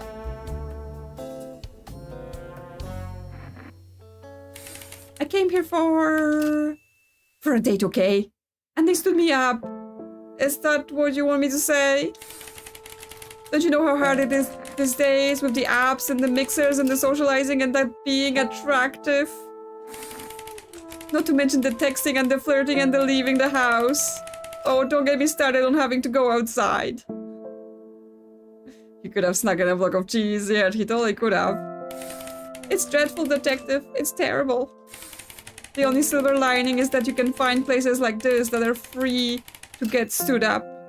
Imagine having to pay for that kind of embarrassment. Okay, so he thinks it's free, but that's only because the other person paid for him. Wait.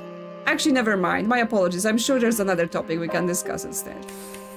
Okay, detective, if you say so. More personal questions. So what do you do? As in, what do you do for work? How do you make a living? I don't really make a living. I'm making a living. Getting further and further in debt. Couldn't you tell from my distinct lack of sleep? I'm a student. Oh, I see. Why are you studying? Game design. For the creativity of it, you know. And obviously, the money. There is no denying that the tech industry is booming. It's just gonna keep growing and growing. Line go up. Ha!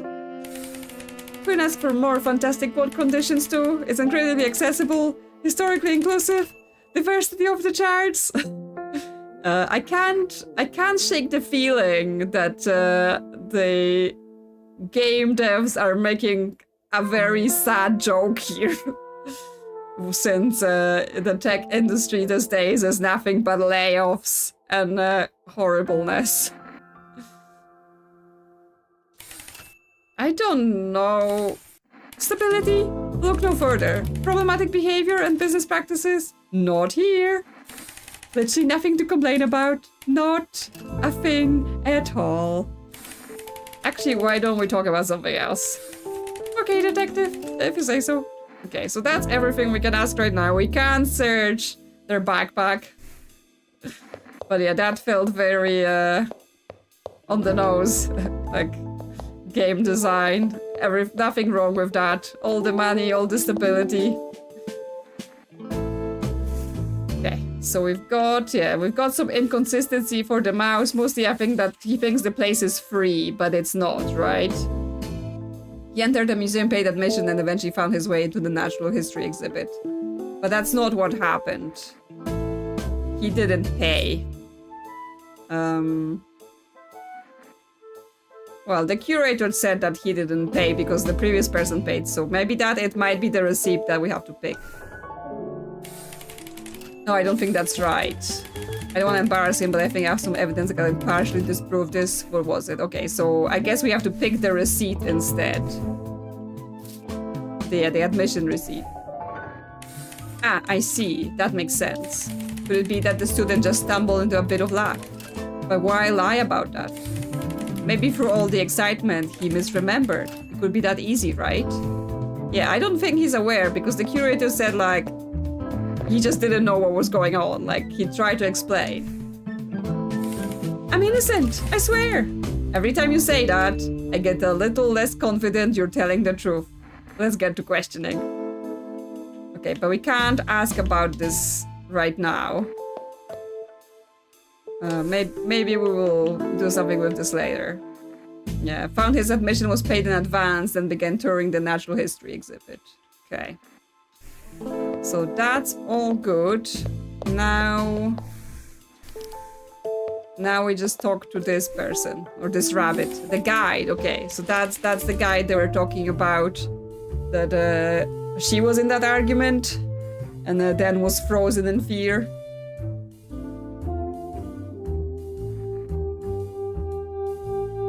Greetings, detective. Boy, am I glad you're here. Glad to be here, although not necessarily under these circumstances. Happy to help, nonetheless. Unfortunately, I don't think I'm going to be much help. I'm a bit of an anxious rabbit, you see. Oh, that's okay. We can work through it slowly, with whatever information we have. Oh, that's quite a relief. I know a lot about being a guy, but I'm afraid I just don't hold up under pressure. Huh. Is that what it is? It is what it is, right? Of course. I'll need to ask a lot of questions. I can't leave any stone unturned, but let me know if it becomes too much. That sounds like a great plan, detective. Great. Let's get to it. If you're ready. Sure thing. Okay, so what happened? What were you doing? Before everything started to unravel, I was going about a normal day's business. More specifically, I was answering questions and offering tours to the various guests, but with varying success. That's not at all weird or anything, but the critic was the first to really engage at all. He had some questions about the sculpture, but then he started questioning my qualifications. Any particular reason for the change in topic? Maybe it was a distraction. We could overhear the old-timer shouting upstairs, but eventually he went upstairs to check on him anyway. I figured it would diffuse itself and they'd come back down. So I went into Antiquities, hoping I could escort them out for causing trouble. That didn't go as planned, unfortunately. I can see that. How about we discuss what happened next? Sure thing, yeah. So what happened? Honestly, it all felt very sudden. I don't even really remember what happened. After everything had sort of resolved, I calmed down. The curator said someone had shot a gun in the museum. That seems like a pretty difficult detail to miss, with how loud it would be against all these marble walls. Yeah, the noise... I think that was what set me into shock. The next thing I remember was the curator's voice breaking through this haze. They were trying to get me to do my breathing exercises, and I was responsive enough, they left to call the police. But I keep thinking that if the curator hadn't prioritized me, maybe the diamond wouldn't have been stolen. You shouldn't feel guilty. It's natural the curator would be concerned for you, especially over some priceless rock. A rock that, as far as we know, is still around here somewhere, and I will find it. Huh, I guess you're right. How are we gonna find it if we don't even search people's backpacks? Yeah, you're right. Thanks, detective. Don't worry about it. Talk about something else. Okay, so let's talk about you. Who are you? Gosh, I don't tend to talk about myself much. After a few years, I'm still the museum's newest employee, but I've been into art history for a long time. Interesting. And how do you spend your free time? Oh, nothing super exciting. I have a sweet tooth, so I bake a bunch, enjoy a good period drama, I read where I can. What else? Considering your line of work, you never pursued the arts? Gosh, no. I mean, I did try watercolor once or twice, yeah, but it was bad. Bad. Don't get me started on the charcoals and oil pastels I have sitting in my closet. A bit of an impulse. Obviously, I still study art a lot, but no, never really felt like making much. It's definitely not for everyone, including myself. Should we change the topic? Okay, what else? What do you do? I'm the current leader of education and guest relations here at the museum. If visitors have questions or they want a tour, I'm their bunny. Aside from that, I'm also the youngest member of the team, so I try to manage our marketing and outreach. The curator and the guard don't really understand social media, you know. Nowadays, though, that's my least favorite part of the job. Yeah, who would want to just go on social media and post things? People just yell at you. The internet can be a cruel place. I don't envy you in the least. Also, that was a joke. You all are lovely.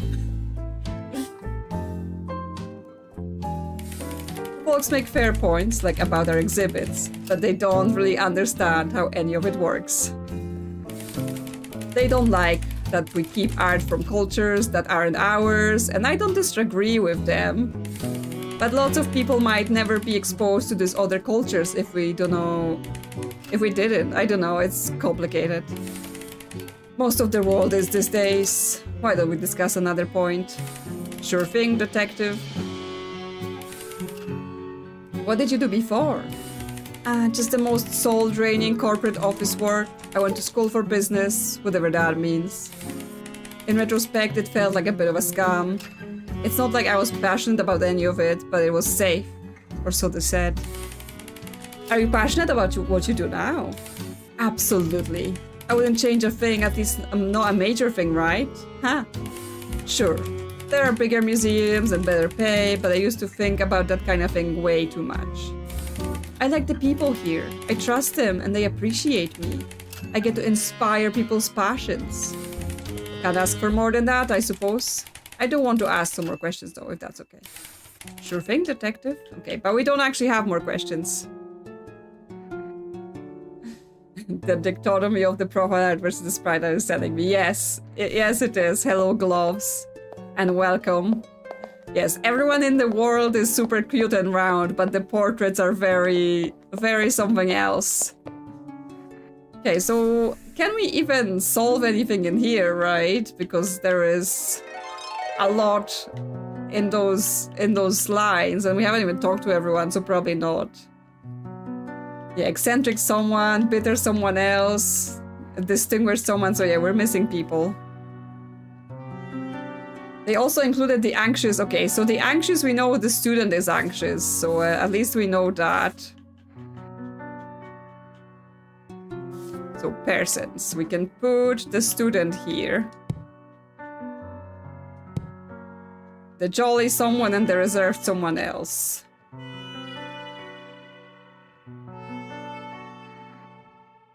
You're just pretending the ones that are speaking don't exist. You just want the cute version.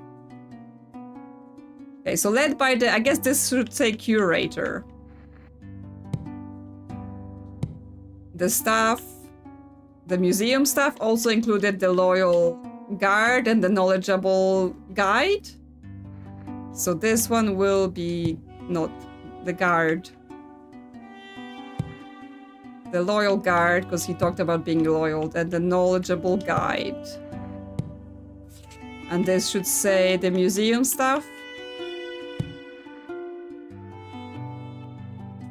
Yeah, and I was like, I've moved myself corners to corners and now I'm on the corner of the book, sorry. Yeah, the stamp animation is cute, but the navigating of this is a bit annoying because there is no mouse control over this game. Like you don't get mouse cursor at all, so your only options seem to be a gamepad or keyboard, so you have to each time like navigate through all the gaps and all the things, so like there isn't even a button to like skip between the book and the words. So it's a tiny bit of a workout. Yeah, it's a very odd choice. Like, I was also surprised that it just went, use your controller for this game. I'm like, okay.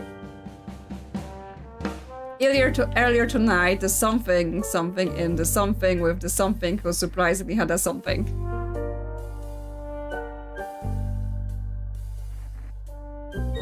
Yeah, there's something.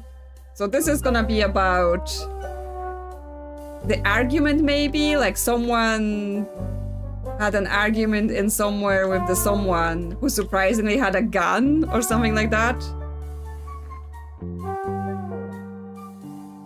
We love a good museum and, you know, we love a good manor. Sometimes a manor has a museum or a museum is in a manor. I don't think this one is a manor, it's just a fancy museum. There's something and there's something and eventually there's something from the something. Like, I assume this is gonna be eventually stole the jewel from the exhibit. Amidst the chaos, something from the something. Okay, I think for this second part, suspects and witnesses include that the eccentric someone, bitter someone, as well as the distinguished someone. We are still to meet those people. Anxious student, jolly something, and the reserved someone. So we have manager, mother, but that's not people we've spoken with. Yeah, we have the podcaster, the punk, and the student. Which one of those? Eccentric podcaster, bitter podcaster, distinguished? Definitely not distinguished podcaster. There isn't a annoying podcaster. I mean, the punk is dead, so we're gonna have trouble figuring out what their demeanor was unless someone tells us. I guess the punk is gonna be somewhere else on this page, right? Because this is suspects and witnesses, so because they're dead, they're not gonna be suspect or witnesses. Yes, I'm not yet sure which of those words describe the podcaster, because I would definitely go with annoying. Okay, well, we can go upstairs, because I think that's where the argument was, and that's where the punk fell from. Okay, we've got like a fancy alligator here. And a wolf dog looking really cross. And of course, lots of art.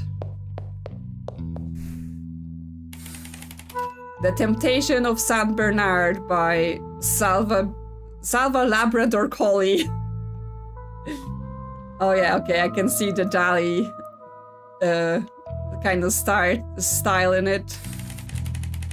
Was What was it about a very tall elephants potentially stomping on him that was so tempting for Saint Bernard?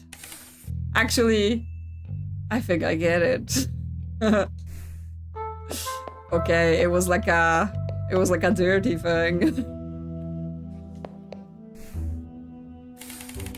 Lake contour Sakon by Hero Sheep. I hope the other 52 works by this artist. I hope to see the other 52 works by this artist someday. A bit strange they would be split up the collection at all, honestly. Like they're in different museums all over the place. Oh, this reminds me. This reminds me of a painting Digibob used to own with with this sort of style dog, and it was very red, and I absolutely hated it, and it may no longer be in this house.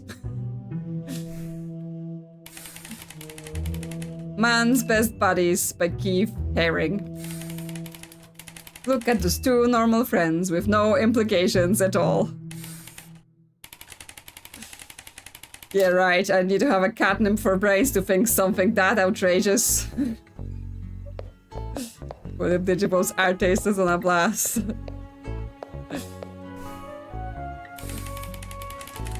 Mostly Grey Kana by Georgia O'Beefy. O'Beef, I guess, because it's Georgia O'Keeffe. Something about this seems mildly inappropriate, yes. We all know Georgia O'Keeffe paintings are very suggestive. Oh, and there's the Banksy, half shredded. Love is in the Litter by Banksby. Excuse me, it's Banksby. Art isn't in the paper or in the paint, it's in the little shredder inside the frame, I think.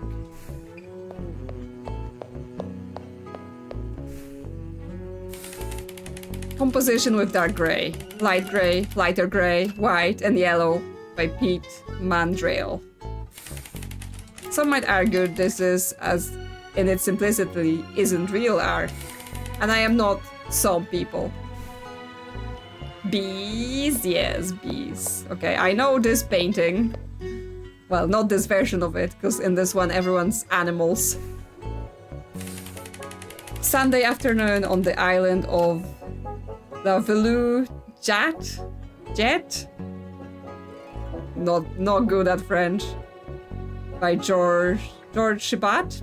Is a bat? You just don't see this level of decorum these days. Not since what? Not since dogs cannot behave themselves in parks. The Water Lily Pond by Claude Monet. He's a horse. Reminds me of my days as a kitten. When love was in the air. Oh, how I miss you. Not since the accident. The incident. In the park. Head of a Sheep by Pablo Picasso Wary. The dichotomy of Ram and Eve. Inside us all. It's exquisite. Okay, well, at least our cat detective appreciates art. He's not like going here being, oh, art, it sucks.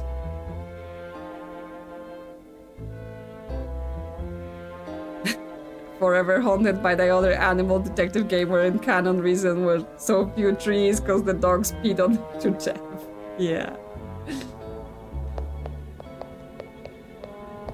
I mean, honestly, I wasn't upset about the dog on that painting as much as it was just too red. Just like, it made the room seem angry.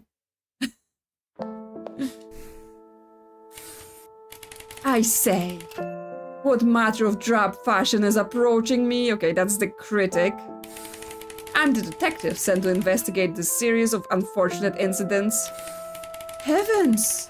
You should speak to your department about acquiring better uniforms. Yes, defend Digibob. He's being put on a blast. And I'm just not appreciating his art collection. This is not a uniform, it's just one of my suits. Are you to implying that these are your actual clothes? That you purchased with money? Willingly? I would appreciate if we could get to the questioning now, please.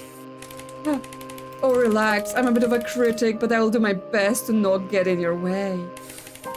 I'll likely take a few jabs at you, though. How could I not, with those shoulder pads? Ha.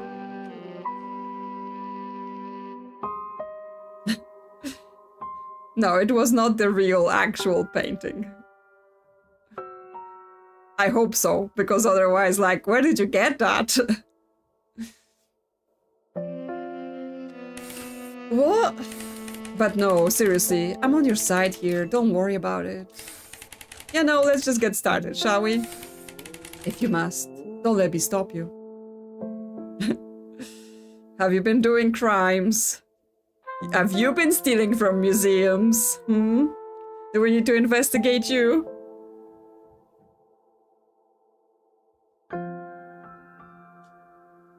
So, about the events. I'll give you this one for free, detective. What were you doing? As you do in a museum, I was taking a jolly good time looking over the many exhibits, alongside the old-timer. When we made our way into the sculpture gallery, I decided to strike up a conversation with the guide. Of course, I can't resist an expert discussion. Then, the old-timer has far less patience for that sort of gallivanting, so he took off upstairs. Perhaps I shouldn't have let him go off on his own. I don't know what it was that they argued about, but it must have struck a nerve. I think that's when our evening started to go south. Is that so? I've got more questions then. Yeah, what happened? There isn't much for me to say on the topic, but I suppose it began with the old-timer's argument upstairs. It sounded like he was in the fine art gallery. I started moving that way, but then I was just about there. I heard a blunt slap. I had hoped that their argument didn't turn violent, but I was quickly losing faith in that theory. Before I knew it, there was a wretched bang. A gunshot, with glass shattering not long after. I was concerned that for the well-being of the old-timer, so I continued outwards towards the balcony after him, but then the brawl had concluded. The old-timer was clearly worn out. He was breathing heavily and had a couple of scrapes, but he seemed okay. I shuffled him back into the fine art gallery and tried to ignore the rest of the cacophony below. It calmed down soon after, and now you're here. Yes, here I am. Why don't we continue that investigation, shall we? If you must, don't let me stop you. So, on to the personal question. But what, are we saying it was the old-timer arguing with someone? Are you and Digipop living together? Yes.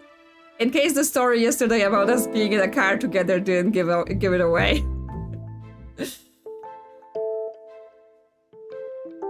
He's just, you know, he's not in this room. He's just in another room in the house.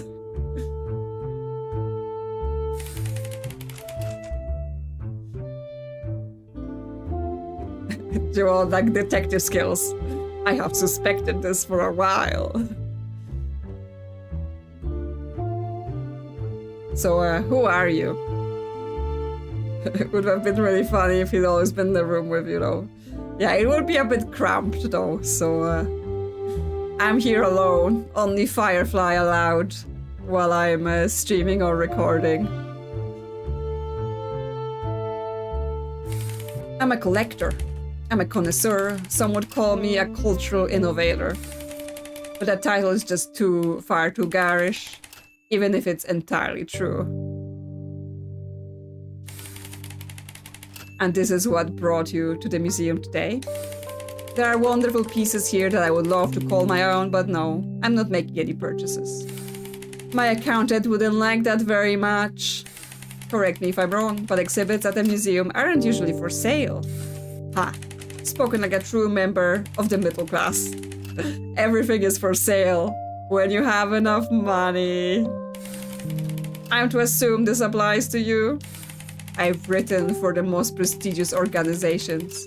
These scales have rubbed against the best of them. You should consider yourself blessed. I'm not more offended that you would even ask who I am. Then why don't I ask a different question instead? If you must, don't let me stop you.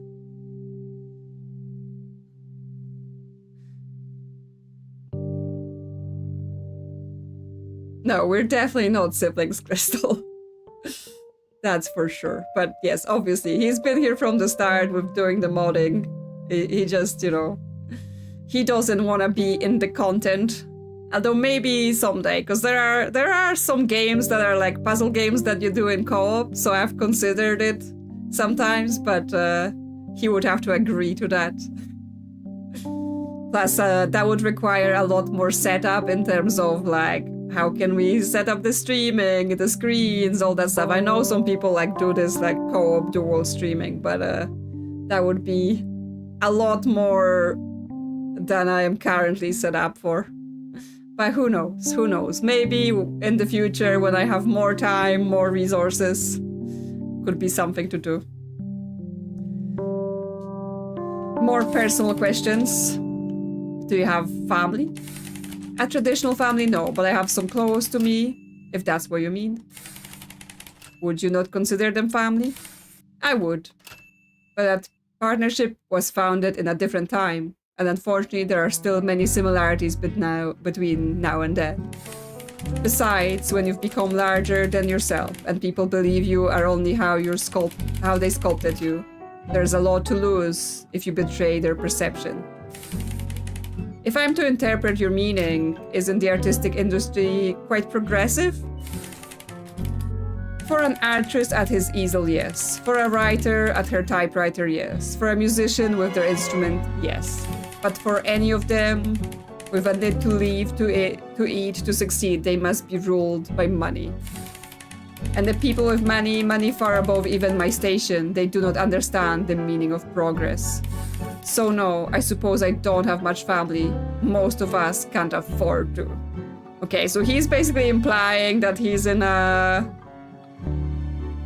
roommate situation where he has a partner, but he has to keep it on the down low because he is in the rich and old circles where such things are not accepted, I presume.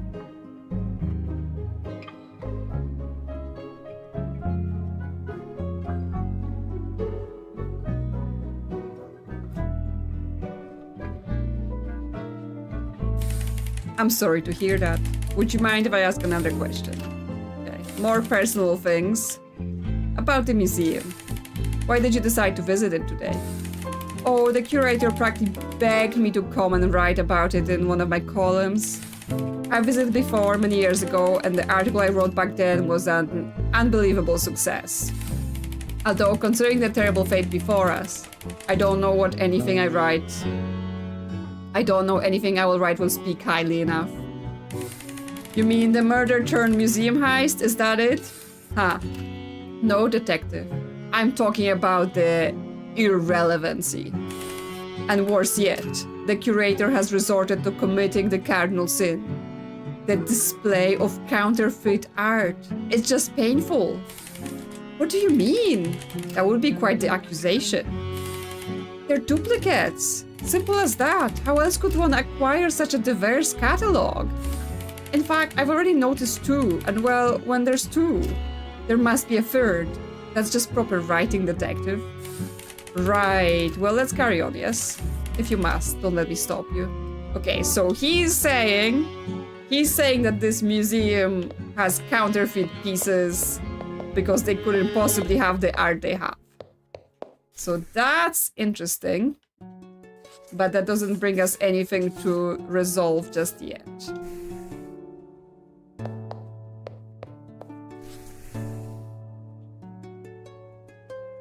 Okay, well, maybe he's the distinguished critic.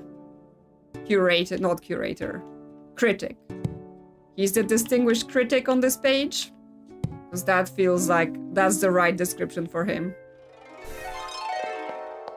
Then is this the old-timer then? Yeah, the old-timer. Hello? Yes, hello, I'm the... Yeah, I know who you are. Fantastic, let's get started. Well, I'm waiting on you. Get started. Then I'll finally get to go home. Standing on these floors is a killer for an old-timer like me. Distinguished or snobby. There's a bench just over there if you... I don't need a seat. You think I need some handout from you? Do you know who I am? I didn't mean to offend, I just... Look, detective, get to the interrogation or whatever you have to do so I can get out of here. Fine, yes, a wonderful idea. Let's just do that. Oh, how much longer is this gonna take? Okay, he's like a proper, you know, angry old person, so I assume he goes with the whole bitter descriptor. So, about the events. Yeah, get on with it. What were you doing? I am outspoken, detective. Am I outspoken, detective? Are you answering my question with a question? The answer is no. I am resolute, firm in my opinions because I know they're correct. I still have yet to see how this ends. There I was, with the critic. We were looking over the various pieces in the sculpture gallery. The critic wanted to discuss with the guide, so I let them be. Made my way upstairs into fine art. That's when I saw him. All this disgraceful misuses of canvas and the punk that followed soon after looking for a fight. He must have seen me wrinkle my nose at some painting and well, he didn't know what tree he was barking up. Huh. And what tree was that? An old wizened willow, detective. One that weeps for the way things used to be. Or he's the cranky old timer giving a bone or something. No, because that would be handouts. He doesn't want no handouts. Intriguing, to say the least. I believe I have some more questions then. Yeah, how much longer? Well, until you answer. What happened? Of course, I remember it like it was yesterday. It was like today, a few hours ago. Because it was today. Ha! I got you, didn't I, detective? In fact, it was about an hour ago. How could I forget that? I'm old, but I ain't that old. The punk wanted to yank my tail, but when I barked back, he must have got scared. Pulled a gun on me. Always knew I had some bite left, and we got into a real scuffle. Took us out onto the courtyard balcony. He threw me into a wall. I swung back at him. He tried to take me out, but his arm was bad. His aim was bad. Missed by a mile. Must have been new to it too. The kickback gave me a chance to disarm him, and then he ran off. The critic came to check on me soon after. I told them I was fine. Unscathed, in fact. Then the alarm went off, but I didn't have anything to do with that. Well, I'm glad you're alright. Let's discuss something else. Okay, so the old-timer got into the fight with the punk, and the punk had a gun. But then the old-timer managed to disarm him. So that's not what I would have expected. Okay, so now we're down to personal questions. This is some kind of interview? So who are you? You really have to ask, huh? Tells me everything I need to know about you, detective. Well, in this case, I'm the one who needs to know, so why don't you answer the question anyway? I'm a retiree of the art world. From back when folks respected the craft. I saw success beyond my wildest dreams. I was in galleries, exhibitions, auctions, for rates higher than your or your kittens would see in an entire lifetime. Point is, I was at the top, and I wasn't making way for nobody. You had to be cutthroat back then. Don't even get me started on all this crowdfunding. Sir, I don't think... for what reason did you step down from such a high pedestal? Couldn't keep up? Is that what you want to hear? My hands started going first and then, well, I quit while I was ahead. I see. Well, then let's change the topic. He's wearing karate type of outfit. I could see him being good at martial arts of some sort. Sure, that's a possibility. Okay. More questions. So what do you do? I mean, we kind of learned that he used to be in the arts. What kind of question is that? Are you one of them half-rate gumshoes, detective? That's an offensive term. In my advanced age, I don't do much of anything, and with my advanced wealth, I don't have to. That's what it means to be retired, not that you would know. I might do some consulting from time to time or attend an event, but all that's chasing tail. That's for the young pups. Yeah, martial arts. After everything I've given to the art world, I keep on giving. What you think about that, huh? Good for you. You wouldn't get it, so maybe start asking some questions that with answers you can actually use. Huh, what a fantastic idea. Let's do just that. Okay, we have more personal questions about the museum. What about it? Despite a few amateur missteps, it's a respectable institution. And what would you consider a misstep? Don't get me started on how much modern garbage they have on display these days. I understand art can be entirely without business, but there are lines I just don't cross. And betraying the greats by hanging their most prestigious pieces next to those finger painters, that's across the line. Did you ever have any other pieces on display here in the museum? That's a leading question, detective. Don't believe for a second I don't see what you're trying to do. If you must know, even at my peak, no, the curator refused to exhibit any of my works. I had plenty of other exhibitions and we've always been on good terms. I don't hold it against them. So don't leave this conversation thinking I've got some sort of vendetta. That would be a ridiculous notion, wouldn't it? Maybe I should ask different questions instead. Okay, but that's all the questions we have for now for them. Okay, they're definitely grumpy. They're definitely bitter. So they're the bitter old-timer. Okay, we still have some things. I think the sentence here that says who surprisingly had a gun, or who surprisingly had a something, that will be surprisingly had a gun. Because that would make sense.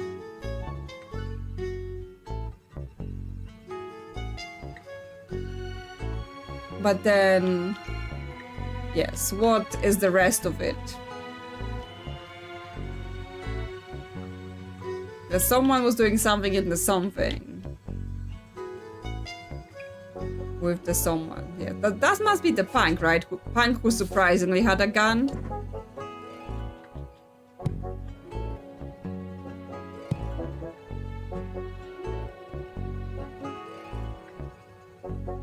So it's like in the something.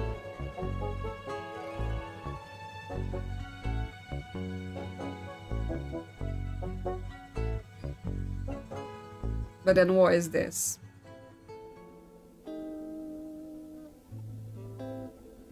Because it would have to be something about the argument. Earlier tonight, the someone somewhere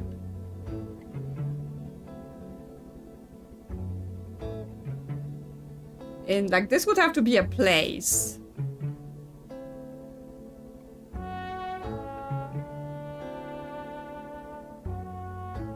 The someone argued, like, is that yeah, argued. So not here. This would be the old-timer, right? Because he admits to it. The old-timer. Earlier tonight, the old-timer argued in the... What was the location?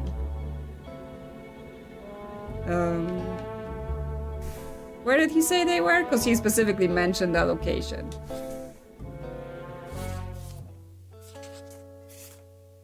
That's the critic. Yeah, he fell from the balcony. So he began their trip by looking over various exhibits. He went upstairs to the fine art gallery where the punk began to antagonize him. So okay, so it's the fine art gallery. Argued in the fine art gallery.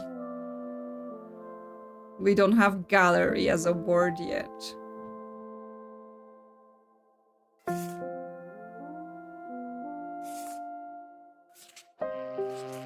Yeah, so we have to talk to someone else who will tell us about gallery being a ward. Unless it's exhibit. Fine art exhibit? Yeah, okay. So earlier tonight, the old-timer argued in the fine art exhibit with the punk who surprisingly had a gun. They fought or something?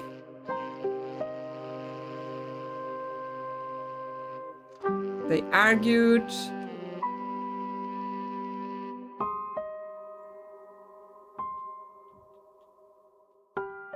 Yeah, I mean, they're fought in there somewhere, like, and eventually the punk, like, fell from the balcony.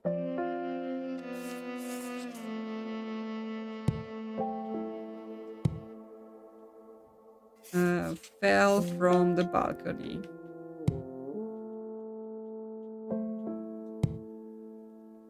What balcony was that? He pulled a gun. A courtyard balcony. From the courtyard. No, not here. Here. Yeah, sorry, there's a bit of like going back and forth with the filling in. The punk fell from the courtyard balcony. Do we have a balcony?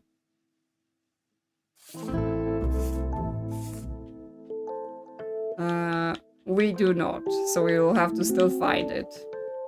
And we have to get like awards for fighting and stuff like that. Yeah, amidst the chaos, like someone stole the gem, I assume, but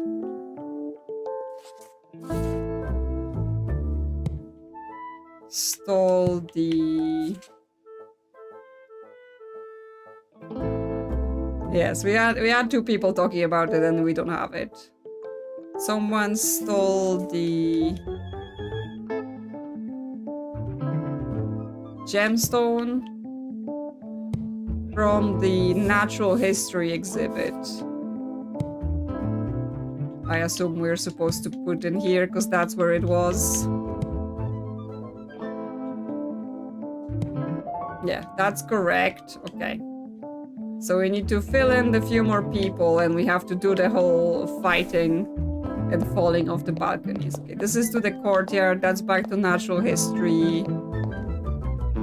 I think this is to antiquities. Yeah, it has natural history, it has antiquities, it has like fine art, sculptures. They have all the things basically, just one room per each thing.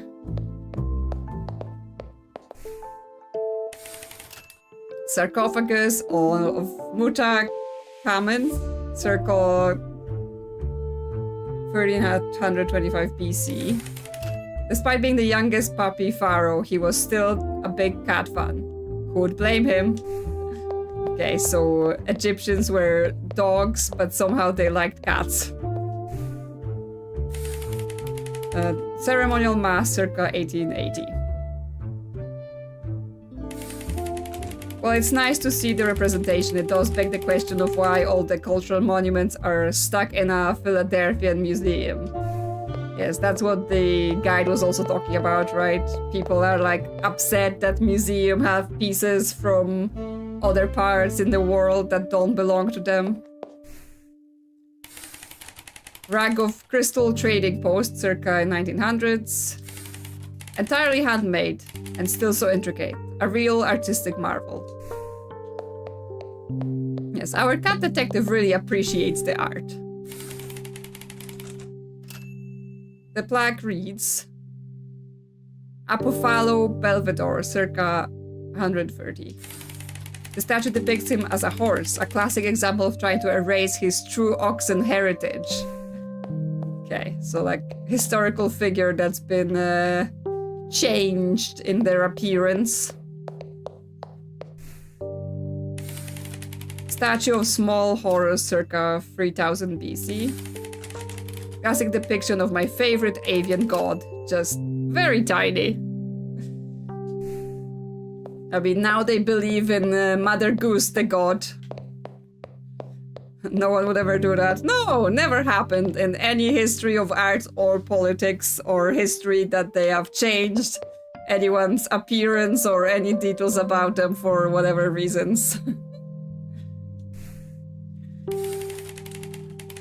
Corinthian black spotted pottery circa 600 BC. I mean, the weirdest part is that they have BC. What does it stand for, right? Before common something? Before current events? The Greeks truly had a way of life. Very smelly, I'm sure, but also very sophisticated. Before cat, before chickens. Chickens were a big deal. Yeah, there still are. They're very important for maths.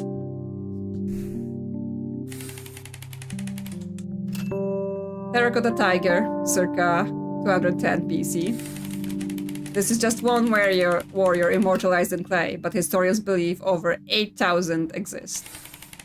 I watched a documentary that was very educational until they said they wake up and take over the planet for their alien overlords.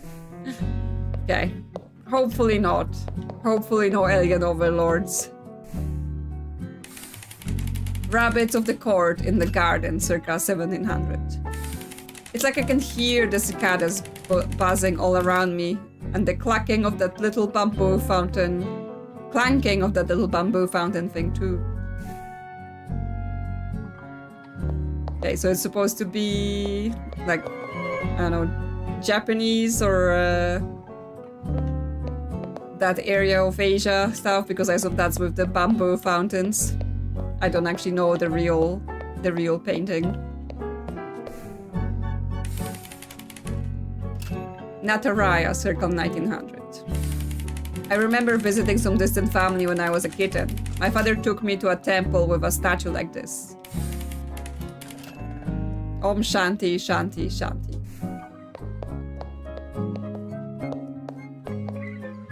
Interesting. Okay, well, we've got a frog in a dirty coat here. So who are you? Are you the artist? Yes, you are. Greetings. Hello, I'm the detective tending to this case. You love this frog?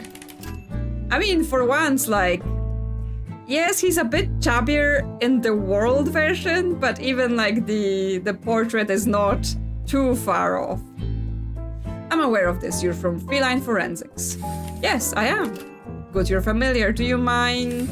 You may. Ask me a few questions, that is. First of all, how did you know about me? Was it the tie? I tried to go with something more neutral, professional, insightful even. Maybe it's my suit. The shoulders are very padded. Is it the suit to private eye? It was not the tie, detective. So, it was the suit? It was also not the suit. I'm just aware of you. Generally speaking. Good marketing, perhaps. And besides, I simply prefer to be aware. An artist must observe the world. I hope that proved useful. Let's begin. Whatever it takes, detective. Okay, so about the events. Where were you? I remember them well. What were you doing? You know who also observes the word? Thieves. They for sure do. I hate to break it to you, but my prior behavior has little impact on the case. I was just wandering around with the various exhibits, observing. Specifically, I was counting the bones of those hanging skeletons from the natural history exhibit's balcony. Then again, I did spend some time on the courtyard balcony as well, mesmerized by the pendulum colorful sway. Considering my proximity to the fine art gallery, I overheard the argument as it began, and I departed the upper floor. I've got that all written down now, so thank you. Allow me to ask another question. What happened? Certainly. I'll begin with the argument. I was nearby, and I didn't want to get involved. By the time I made it to the lower courtyard, I heard the gunshot. Naturally, I attempted to make my way out of the museum entirely, but the guard came hastily through the room and bumped into me. I eventually got through, made my way to the foyer. Unfortunately, the door was already locked down. I imagine it was the result of the alarm being tripped. The museum has a sophisticated security system, it seems. And there wasn't anyone else around? Initially, no. When the tourist arrived from behind me, I told him we were stuck. Even when the curator came back, they refused to open the door. The tourists passionately opposed their decision, but eventually stood down. We waited in our respective exhibit until it arrived. Until you arrived. Thank you for the detailed recount. Let's discuss something else. Whatever it takes. Okay, so now about you. You observing. Who are you? I regret to inform you, detective, who am I is not important. I am unimportant. I feel you. In the grand scheme of things, as it pertains to the situation around us, those details will not bring you closer to case closed. Then why don't you humor me? As if I were asking as a stranger, not a detective. I'm washed up failure of creative amphibian. As soon as I had my hands, my parents couldn't keep enough paper in the house. I'd hoard every marker and pen I could find. Clay was my best friend. My imagination was insatiable, but I didn't have time for anyone. So I didn't have time for anyone or anything else. That doesn't sound like a failure to me. Insatiable may beget experience, but it does not equate to talent. Is that a sufficient answer, detective? Indeed. I hope you don't mind answering some other questions for me. What do you do? Since my art career became an artifact of the past, I found myself in several professions. Nowadays, I work under a contract agency. They have me doing temporary work placements. Many placements are undesirable, unfortunately, but it pays the bills and I can keep a fair bit of time to myself. Do you still create art in that time? Yes. I don't believe I could ever truly give it up, but inspiration strikes less frequently. That's why I've decided to come to the museum today. And did you find something inspiring? I believe I have, but time will tell. The paint must dry, as they say. They do say that, don't they? On to the next question then. About all that paint. I'm sure you're aware, but why are you so covered in it? This is my favorite coat. Are you suggesting that just because I got some paint on it, that suddenly means I can no longer be it can no longer be a coat? Was it the gem that inspired you, little froggy? Maybe it was. Maybe they just take it home for a little bit of inspiration. It was a bit cold today. I needed to wear a coat. I am not warm-blooded, detective. Do you want me to be cold? I feel you once again. I am also not warm-blooded. I am always cold. I didn't say that, no. Besides, it makes the coat more unique. No one in the whole world has this coat but me. I could see the allure of something like that. Would you say you strive to stand out? I think most people do, myself included, and yet I frequently feel invisible. It is as if people just don't see me, even if I'm standing right there. It makes one feel quite lonely, to say the least. Forgotten. My apologies. I believe I strayed far from your inquiry. Don't worry about it. Not at all. Shall we discuss another topic? Okay, more about the events. About the guard. When I collected his witness testimony, he neglected to mention anything about bumping into you in the courtyard. Okay, I assume this is because of the whole I'm invisible. Aren't you from a typically very cold country, Morgan? So Poland is kind of both, right? It's very cold in winters, but it's really hot in summers. So you get both. And it's weirdly like, if it's cold outside, I'm like, okay, it's cold outside. I will put something on, whatever, a coat, stuff like that. And I don't even feel like all that cold outside. But I absolutely detest it being cold inside. Like, heating exists for a reason. My house should be warm. So, you know, I just refuse to sit in a house and be like, it's cold in here. I must be warmed. I must hack the radiators. But yes, I assume the guard didn't see him because it's like, I'm so invisible to people.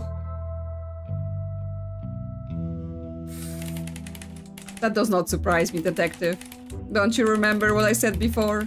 Even with all this paint, people just don't see me. You did say that, huh? I suppose I didn't quite grasp the severity of it. That's not uncommon either, I assure you. If you have any doubts about my honesty in this situation, I can present my perspective in greater detail. I don't think that will be necessary. Your testimony is entirely plausible, especially considering the frantic nature of tonight's events. I think I'll move on to some other inquiries for now. Whatever it takes. Okay, that's everything. Is he like the kind of frog? Like, I think some frogs, they can change color, like camouflage, maybe? Like, obviously not, they're not chameleons, but maybe some frogs do that too. So that, that's why no one can see him. Okay, so yeah, we have another discrepancy with the guard because he said, yeah,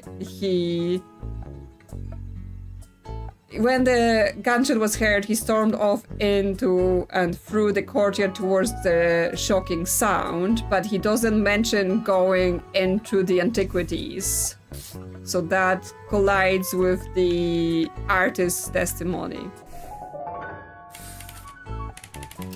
The guard is a bear, yes. Ah, I see. That makes sense. The guard didn't move straight through the courtyard. He bumped into the artist on the way. While that might seem minor, it's most minor details that can turn the entire case upside down. I mean, to be honest, yeah, of all the people animals we've talked through so far, the guard who's like, oh yes, I'm here, you know, loyal to the place, I'm trying to do my best. So far, he has told the most omissions, right? He's failed to mention important things or missed important mentions, so we're gonna have to question him about this again, probably. But now to the courtyard we go. Ah, didn't mean to go there. Go back. And I assume the pig is the tourist, because he's there with the camera. There is like swinging stuff up the top. It changes colors and everything. On the Essence of Color by Sir Ribbet Krogstein von Lillipad de Ward IV. In the nasty world of noir grey, be a crystal of color. Yes. Actually some color in this game, not just grey. What else? Any more exhibits? And we can inspect this topiary. No sense in leaving any stone unturned. Or shrub, in this case. Just gotta reach a paw in and rustle some leaves. Oh, what's this? Something perched between these branches. It's cold and it feels like metal? Could it be what I think it is? Yes, it's the casing to match the tip from earlier. Okay, so we found the bullet casing. I'll have to update the evidence records now that I have both pieces of this bullet. However, the question remains. Where is the weapon that fired it?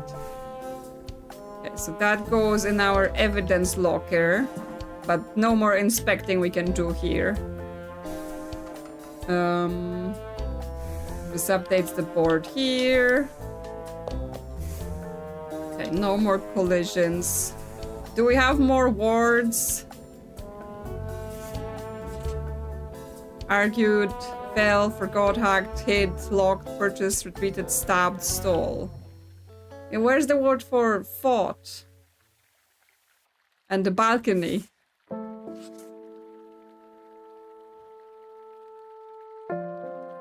Still not here. Yeah, the evidence locker is nice. Like, when we have our detective kind of reminder board, it uses a laser pointer to point at things as well.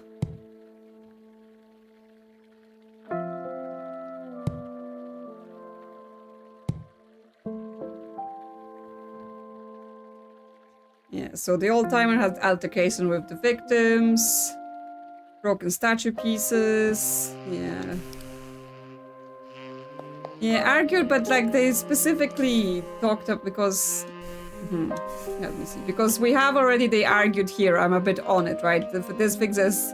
Earlier tonight, the old-timer argued in the fine art exhibit with the punk who surprisingly had a gun. They argued in the something. And eventually the punk fell from the courtyard balcony. So it feels like it should move on to the fighting, right? At least to me. But even then, we still don't have the balcony. Like, why?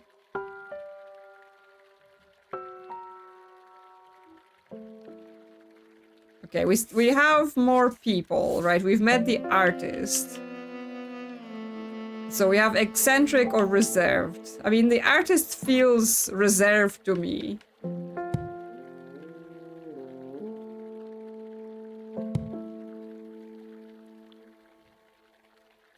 And so is the curator not the curator, the critic. No, we put this critic as distinguished.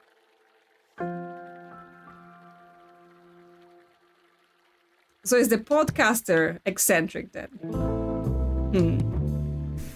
Well, let's meet the tourist? Tourist. Howdy. The Detectoroni? Duty. Please, call me detective. I'm the investigator on this case. How are you holding up with all the commotion? Eccentric is a way nicer to say annoying in some cases. I guess we could say that. But, I mean, see, eccentric, I imagine that's someone who has a very, like, you know, specific taste. They're very particular about some things. Because I don't think you were here while we were doing the podcast. They're like, you know, very influencer coded, like, oh, you should follow my podcast, you know, like, subscribe, you know, you need to become a member and pay whatever money for me to you know, get the exclusive information behind the screens and obliterate that like and subscribe button. So they're that kind of annoying, not the kind of thing I would really describe as eccentric, I guess. Just tippy-topper, investi-copper. Little worried, I'm getting behind on my itinerary, but I'll survive. That makes them jolly. I mean, to be honest, the tourists seem pretty jolly. So I will go with that. An itinerary? Are you on vacation? You ding-dang bet I am. A nice long trip, like I always wanted. It just wasn't in the dealer's deck until recent.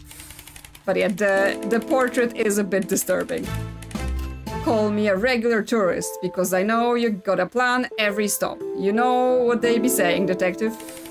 Failing to plan is like planning to have a good time getting lost. I think we should get to the topic at hand, don't you? Rightio, don't hold back. So, what were you doing? Let me tell you, much of the same I'm doing right now, standing on my own two hooves, gazing out all these colors. At least until the broadcaster came through and started asking about my camera. They called it such an old school vibe. What about it she was interested in? Oh, I don't know, but she might be excited I let her look it over, cause I didn't see much harm in that. I took my eyes off it when the argument upstairs started becoming an issue, but she didn't seem shady or nothing. That's when things really started to kick off. Is that so? Let's discuss further then. Rightio, don't hold back. What happened? A whole lot, if you ask me. Well, I guess you are asking me, aren't you? Ha! But much of it wasn't privy to. Those two upstairs were in a bit of a brawl, and one of them shot a gun. Instinctually, I stepped in front of the podcaster, but luckily I don't think anyone actually got hit. That was when we heard some glass smash in the other room and the museum alarm started blaring. Okay, so while the punk was falling from the balcony, the glass was being smashed, like very kind of tight timing. So potentially the person that was stealing was not expecting the fight and the murder to happen, unless that was the part of the plan, unless they send the punk to specifically cause that fight and, you know, cause a commotion so they would cover up them stealing, but then it went too far. Didn't think that sort of thing could still rile me up, but in the moment I must have been sweating something fierce, like something splashed my back with a pail of water. I tried to tell the gal to save her own fur, but I don't know, maybe she was more interested than she let on, and I wasn't gonna carry her out. Then I got to that foyer. The artist was already arguing with the curator about letting us out. I guess the alarm put everything on total lockdown. I don't blame a single feather on them. They didn't know what was what. They just told us to stand by and wait for the police. Not my favorite gang to deal with, but I sat tight, and that's about all she wrote. Understood, but I think I have more questions. Rightio. Okay, personal things. Hit me with your best shot. Who are you? I've gone by the names, detective, but what you see is what you get. Just an old free spirit flying around through the back half of life. That sounds quite nice, actually. Are you flying with any family? Oh, you really are good at this, huh? Yeah, I always know what to ask. Of course, I've got family, a little brother and his stay of piglets. Dear me, does their mother have her who's full of with them? She's practically a sister to me too. You said you're traveling? Is that difficult to be away from that? It stings the souls, that for sure, but I try to send a postcard every couple days and I've collected far too many souvenirs for them. When our pop would go on business trips, he'd always bring little bobbies back with him, so you know, I gotta keep them tradition alive. I'm sure the kids love that too. Let's move on to something else for now. Radio. What do you do? Nowadays, not much. I'll do some odd jobs when I get back from this big old vacation, but past that, no more grind for me. That's a fortunate position to find yourself in. How did you manage that? That's a tough one, cat detective. Long story short, my pops was into some particular business, at least until he died. I was a teenager then, and my brother was even younger, so fending for ourselves wasn't much of an option. Luckily, Pop's work buddies took us in. When I got a bit older, I took over the operation he left behind. A decade later, we landed a pretty profitable contract, and the rest is history. Are the pigs like in the mob or something? Yeah, I'm like, are you in the mob? Is that what you did? I see. Did your brother follow along as well? Money heavens no. In fact, that's what kept my eye on the truffle. I didn't want him to get involved. Exactly, I didn't want him to get involved. That's admirable. Why don't we talk about something else now? Radio. About this business. Now that's a story I bet you don't want me to spare even the tiniest detail. Don't be afraid to abridge slightly if necessary. Ha! I'm just yanking your tail. There's so much to say. I was a poor piglet told to pick himself up from his bootstraps, and I don't even wear boots. All told, I worked hard, but it was a couple lucky decisions, a better company, right places, and left times, you know. I'm nothing enough if not a storyteller, and a good one at that, but I wouldn't want to put you in a catnap with all the details, detective. I'm trying to speak too fast. I'm trying to make him sound jolly and excitable.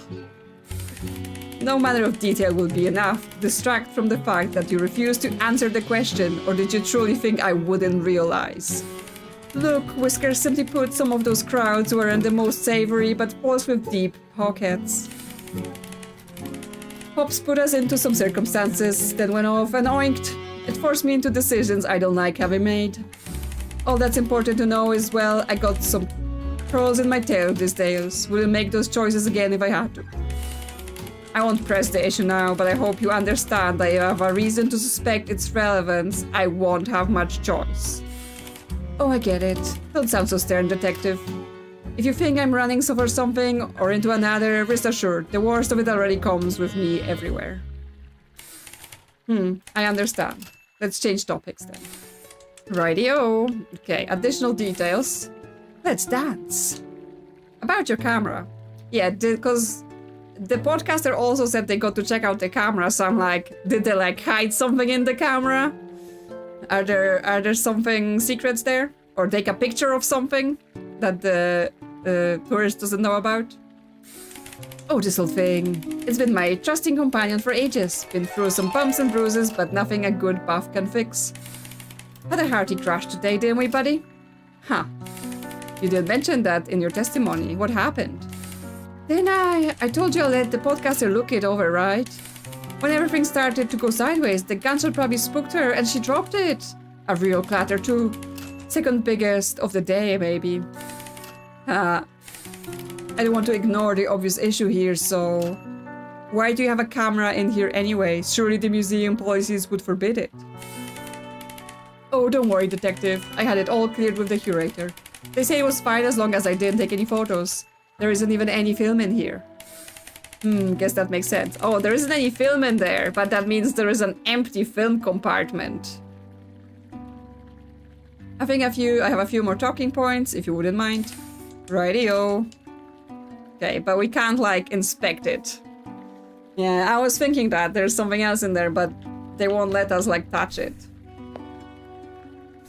Okay, any more words? Okay, I think it's the jolly tourist. Mo Pig gave us the camera, exactly. Yeah, okay, so that's all done. So it feels like we should be able to do this. Like, we should be able to do this. Have we met everyone?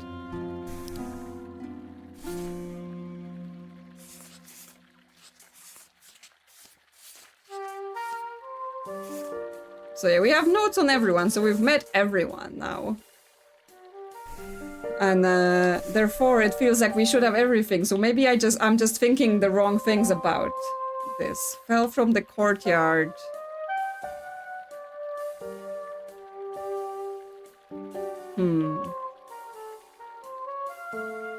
Yeah, but like fell from like I don't have a second floor, a balcony, like anything. That week is window an option. Artwork, bullet, computer, door, gemstone, case, gun, key, painting, password, phone plan, receive, sculpture, statue.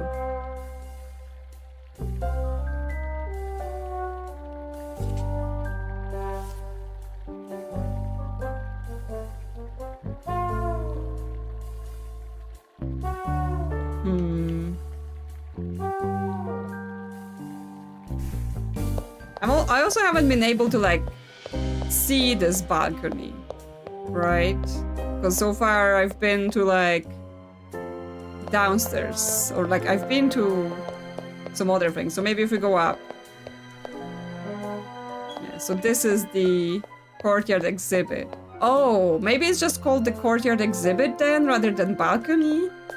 Okay, and there's like blood spatter to see.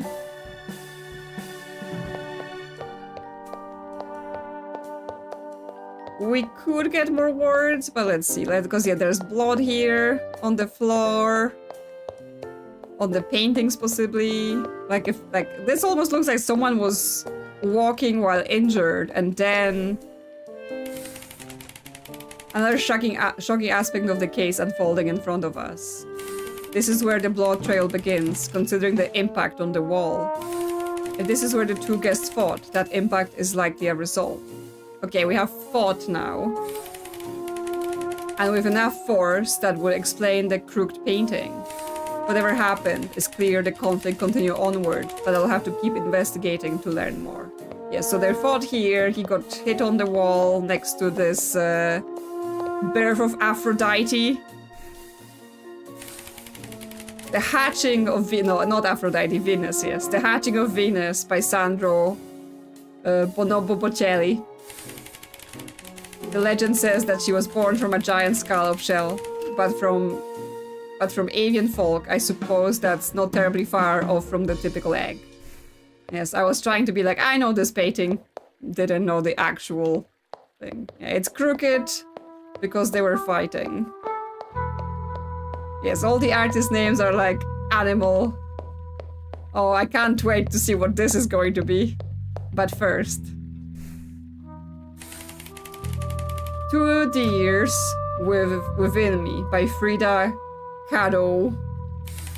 I never knew deer folk could do something like this, anatomically. Oh no, wait, it's symbolic. That's on me. Yeah, some sort of weird heart connections. So what's this one? The Mare Lisa by Leonardo da Viper. I don't want a promise. I want Arsene Lupin here as a prisoner with handcuffs on him in a wig. I love that old movie. One of the few our feline family had, and I loved every minute of it.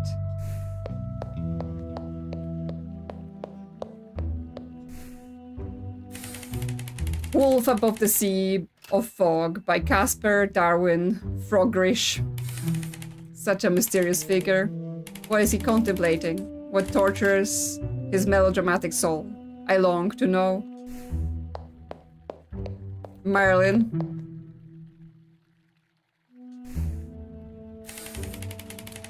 Marling's Diptych by Andy Warthog. My mom was always such a fan of Marlings. On special occasions, she would even get spots painted into her fur. Gentleman wolf thief. Well, what we have here. The Creation of Fido by Michael Flamingolo.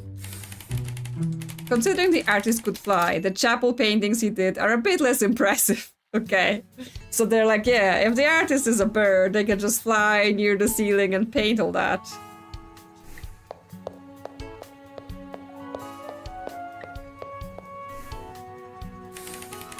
Portrait of Adele Black Bear by Gustav Klimt.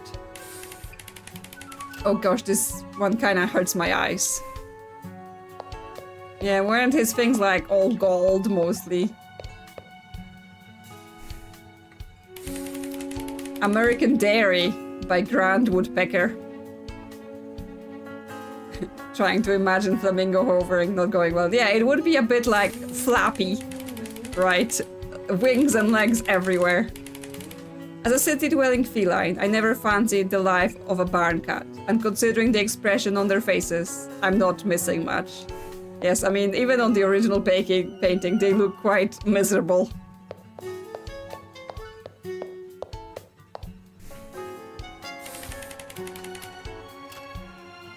The Lapin by Edward the Gas.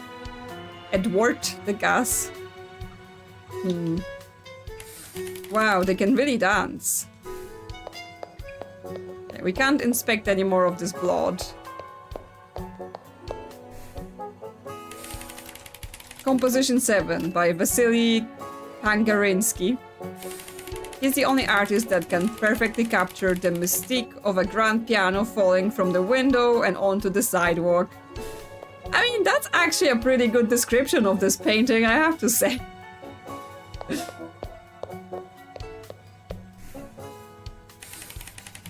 The Tower of Liefeld by Peter Burgoat. Mother Goose might have struck the tower as it reached the sky, and yet upon our earthly wings we fly. Okay, so this goes to... Okay, this goes back to them here.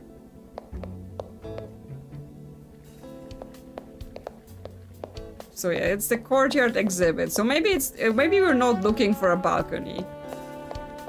Yes, the goddess Mother Goose, they've mentioned that a few times. They also talk about biblically accurate goose angels before, although we haven't seen any yet. Oh, we can inspect the fountain as well. I assume we have to go downstairs again.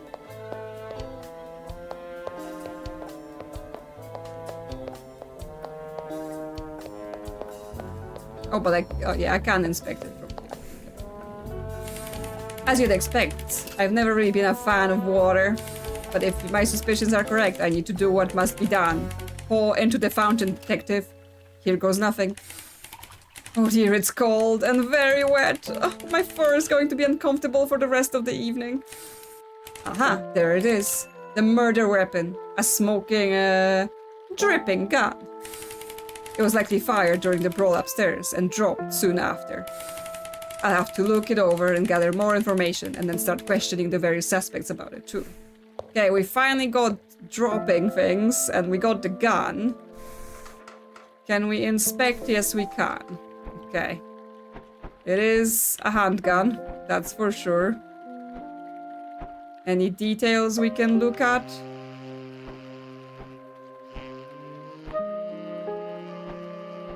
It does like little vibration as you rotate it to try to point you at something.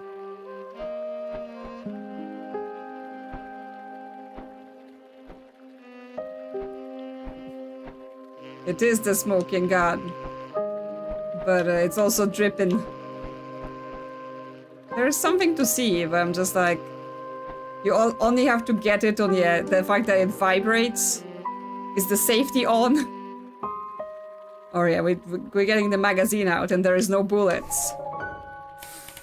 Oh, of course. I knew there was something else here. Thankfully, it's not still loaded.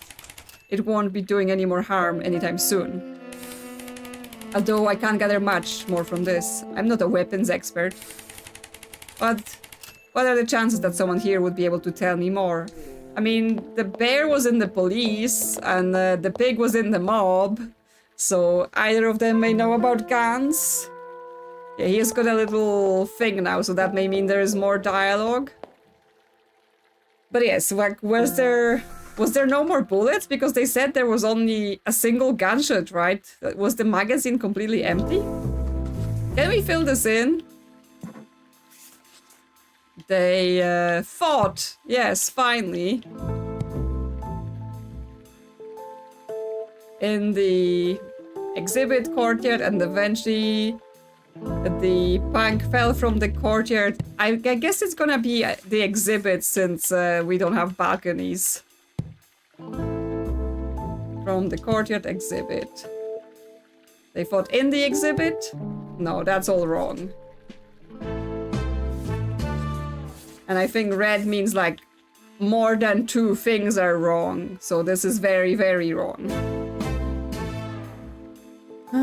Oh, did the gun fall? I mean, both. No, actually, how did...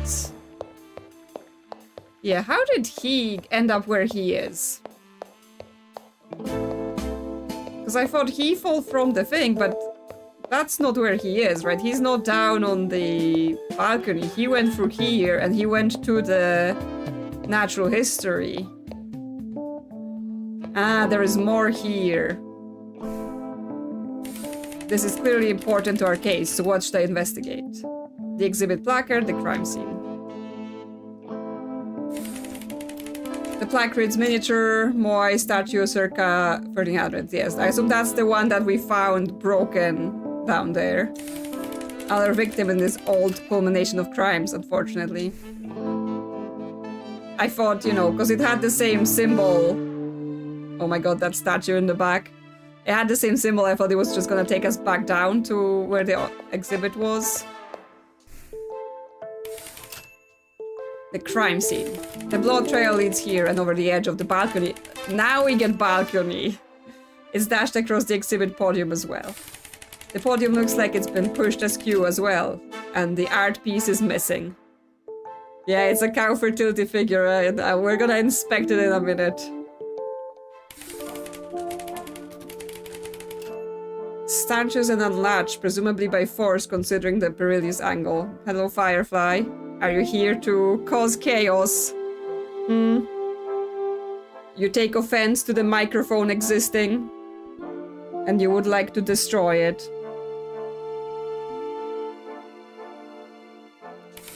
The victim is visible, lying on the floor below. They were likely disoriented and stumbled backwards to their demise. That's all there is to find here, for now at least. Okay, so that gives us that. So now we should be able to fix it. They fought in the exhibit, and eventually the punk fell from the...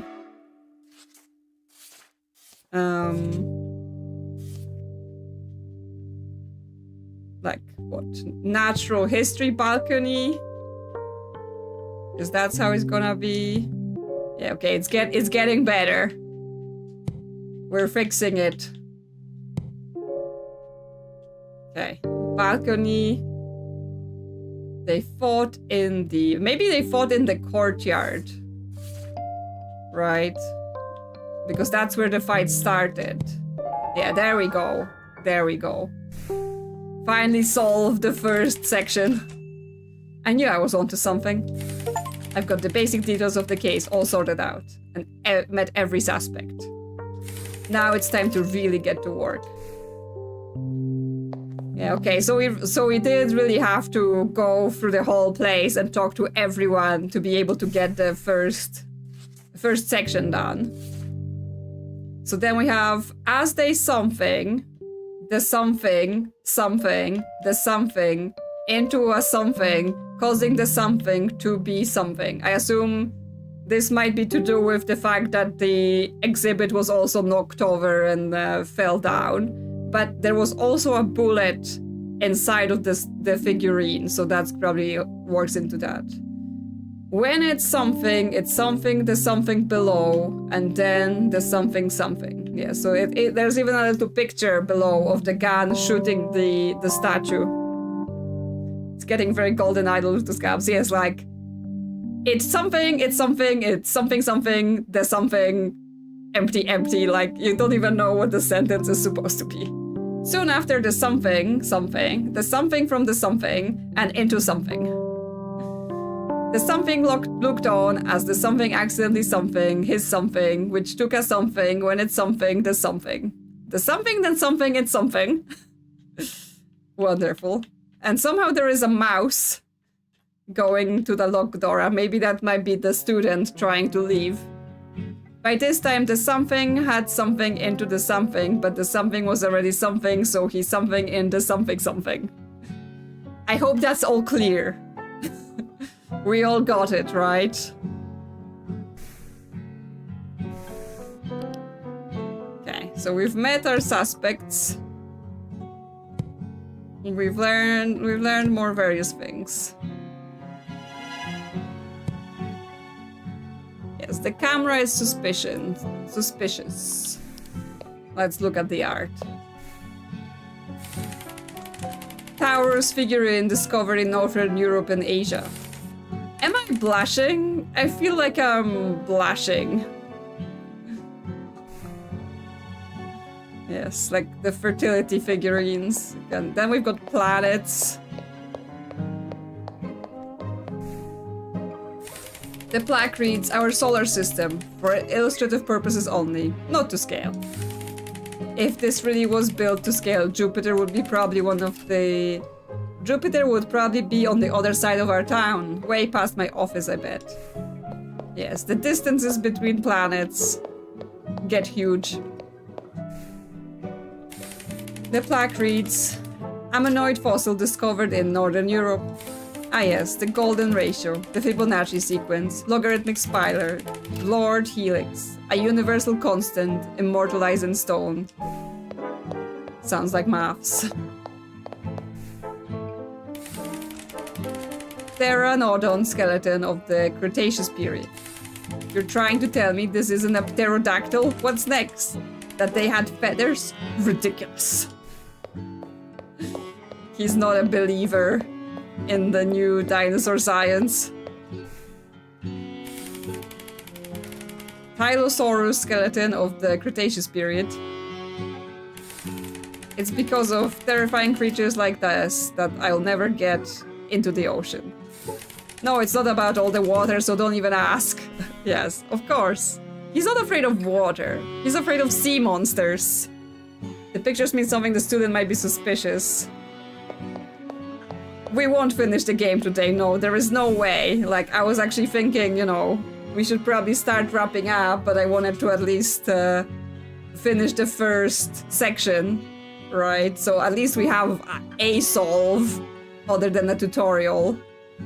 But yes, then we have 5 other cases. So we have to, like, question people again, talk about the gun, talk about the other discrepancies. Right, so there is still plenty to do, plenty of talking, plenty of putting things together. And I assume there is more evidence to find. And figure out what the something. Because it's very something. So yeah, there is a lot in this game. I have already predicted it was going to take, you know, at least a couple a couple streams, if not more. So we will have to come back to it. Yes, these people are going to be stuck in this museum for a while. Let's talk to the bear a little bit more. Aye, detective. What can I do for you? Yeah. So there's more things to ask. Oh, okay, we can ask about the artist and the guide to, like, fill in the details that we're missing about the artist. Do you recall having encountered him earlier, perhaps in the courtyard? That's a tough one, eh? The tourist was there and the podcaster. Oh, you know what? The artist was in the courtyard. Come to think of it, when I was barreling through to get to the brawl upstairs, I nearly tripped over my own two paws. Or so I thought, but now that you mention it, yeah, it must have been him that I was stumbling over. Such a silly thing for me to forget, ain't it?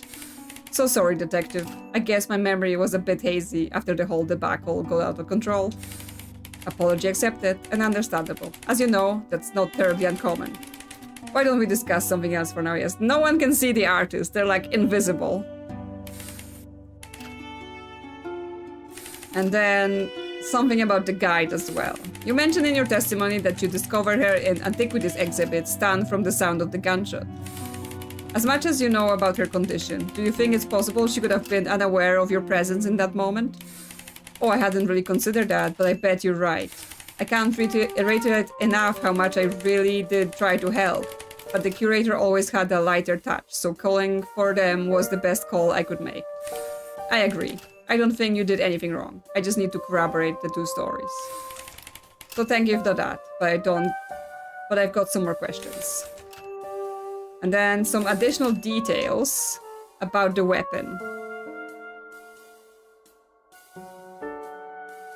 If the blanks on each chapter are going to increase, the force inside me says we'll have to write them ourselves by the end. I mean, maybe it's just gonna be an empty page and we just type what happened. Which, by the way, I've seen at least a couple games on Steam, not yet released, but like, you know, being announced, which are basically...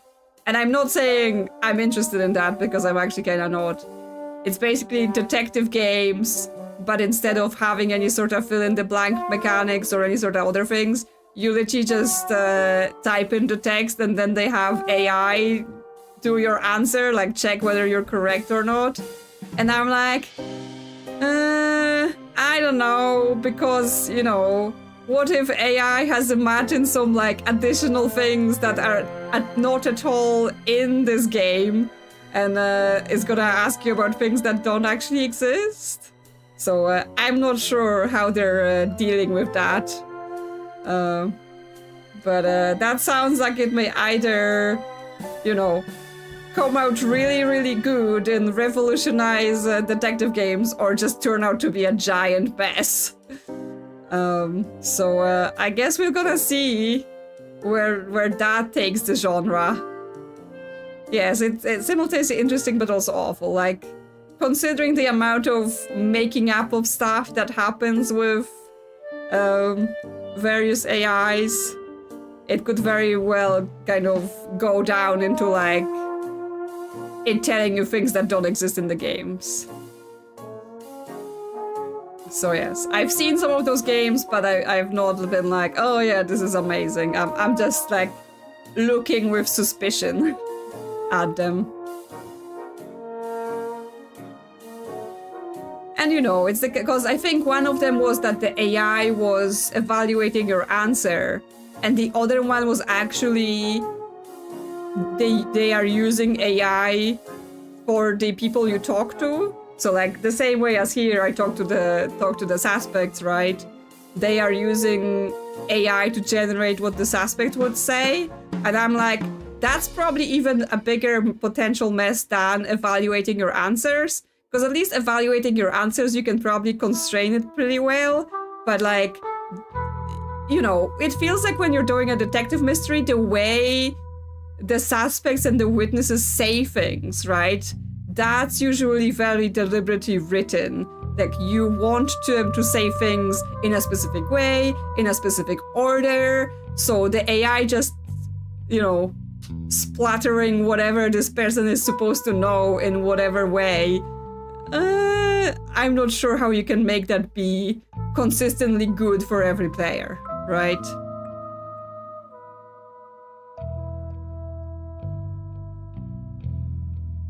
Yeah, things that are intriguing, but plenty of incomplete plot lines and a bunch of things that make no sense. Yes, things would just like pop out and then you're like, okay, but what does that mean? And then it doesn't tie to anything. But, you know, I might be proven wrong. We might, you know, wait a couple years and it turns out that they've managed to make amazing things. Who knows? I am definitely not the expert on those things. I can only say, you know, what I've had from my personal experiences, like, you know, AI pops up when you're trying to search for things, or, you know, various tools that we get at work and whatever. There's definitely lots of mess. Lots and lots of mess. Plus, let's be honest, you know, games need writers, they need creators. So basically taking that out, taking that creative control that a writer or a creator would have and just replacing it with, and the machine will do it. Kind of feels like, really? I had a customer support AI hallucinate a whole process for combining orders and tell me it would get back to me and then never did. Yeah, exactly. It would just promise people things, right?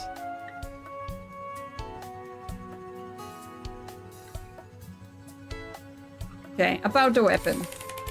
I've recovered it from one of the courtyard fountains, as well as the 2 pieces of a fired bullet. I'm not sure what more to make of them, though.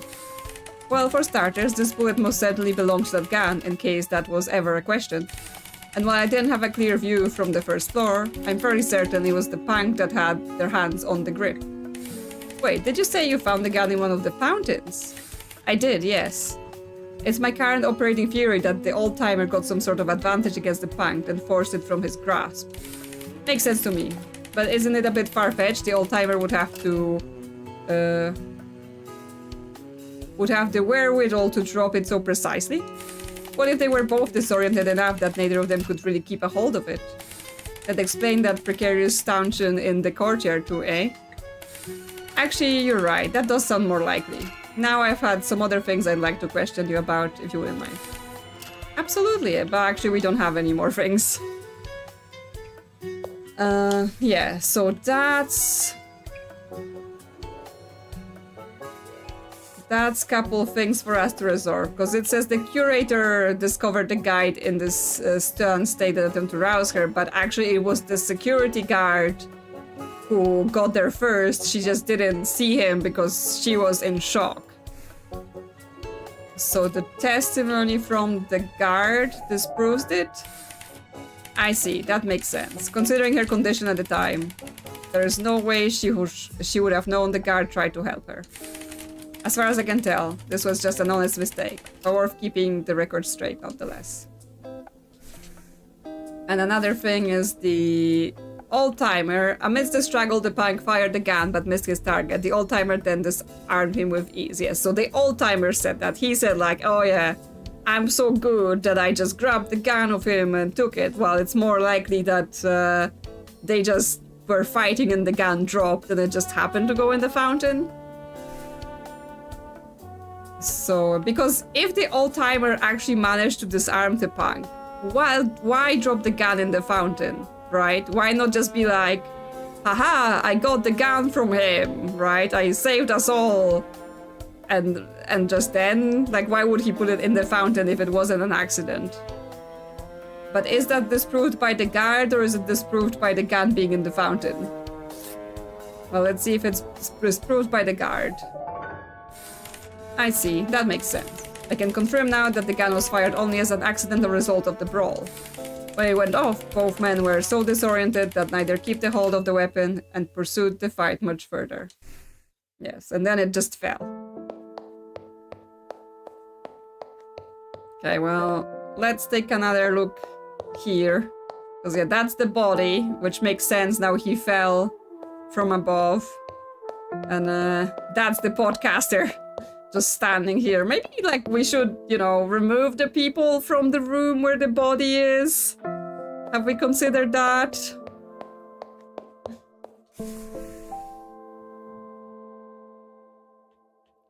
Yeah, so this may be something like as they fought, the gun fired, and then like stuff like that.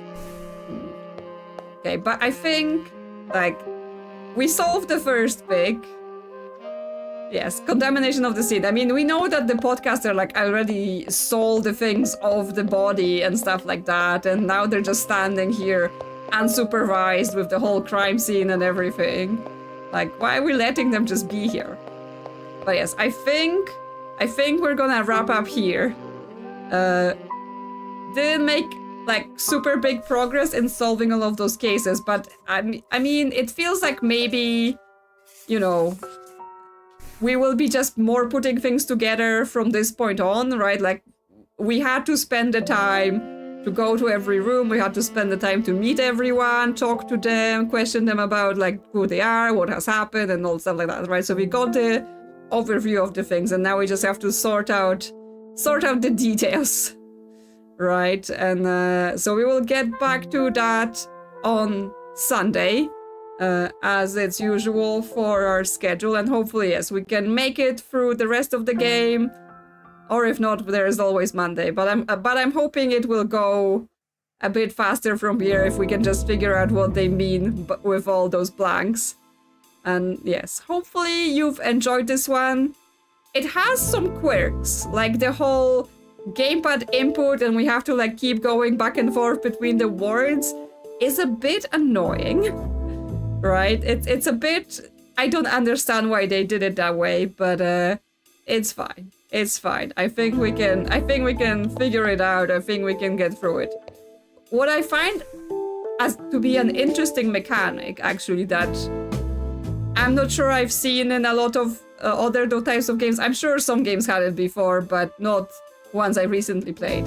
I quite like this mechanic where we have everyone's statements, and we have like their version of the story, and then as we talk to other people, conflicts arise, right? Conflicts arise between the version of the story, and then we have to resolve them with something that we learned, with something that we gathered. So that's like an interesting addition, and, you know, mixing something extra up into just, you know, it's not just filling the blanks, but it's also like making the various stories align. So I think that's actually pretty interesting, a pretty nice add to this sort of game.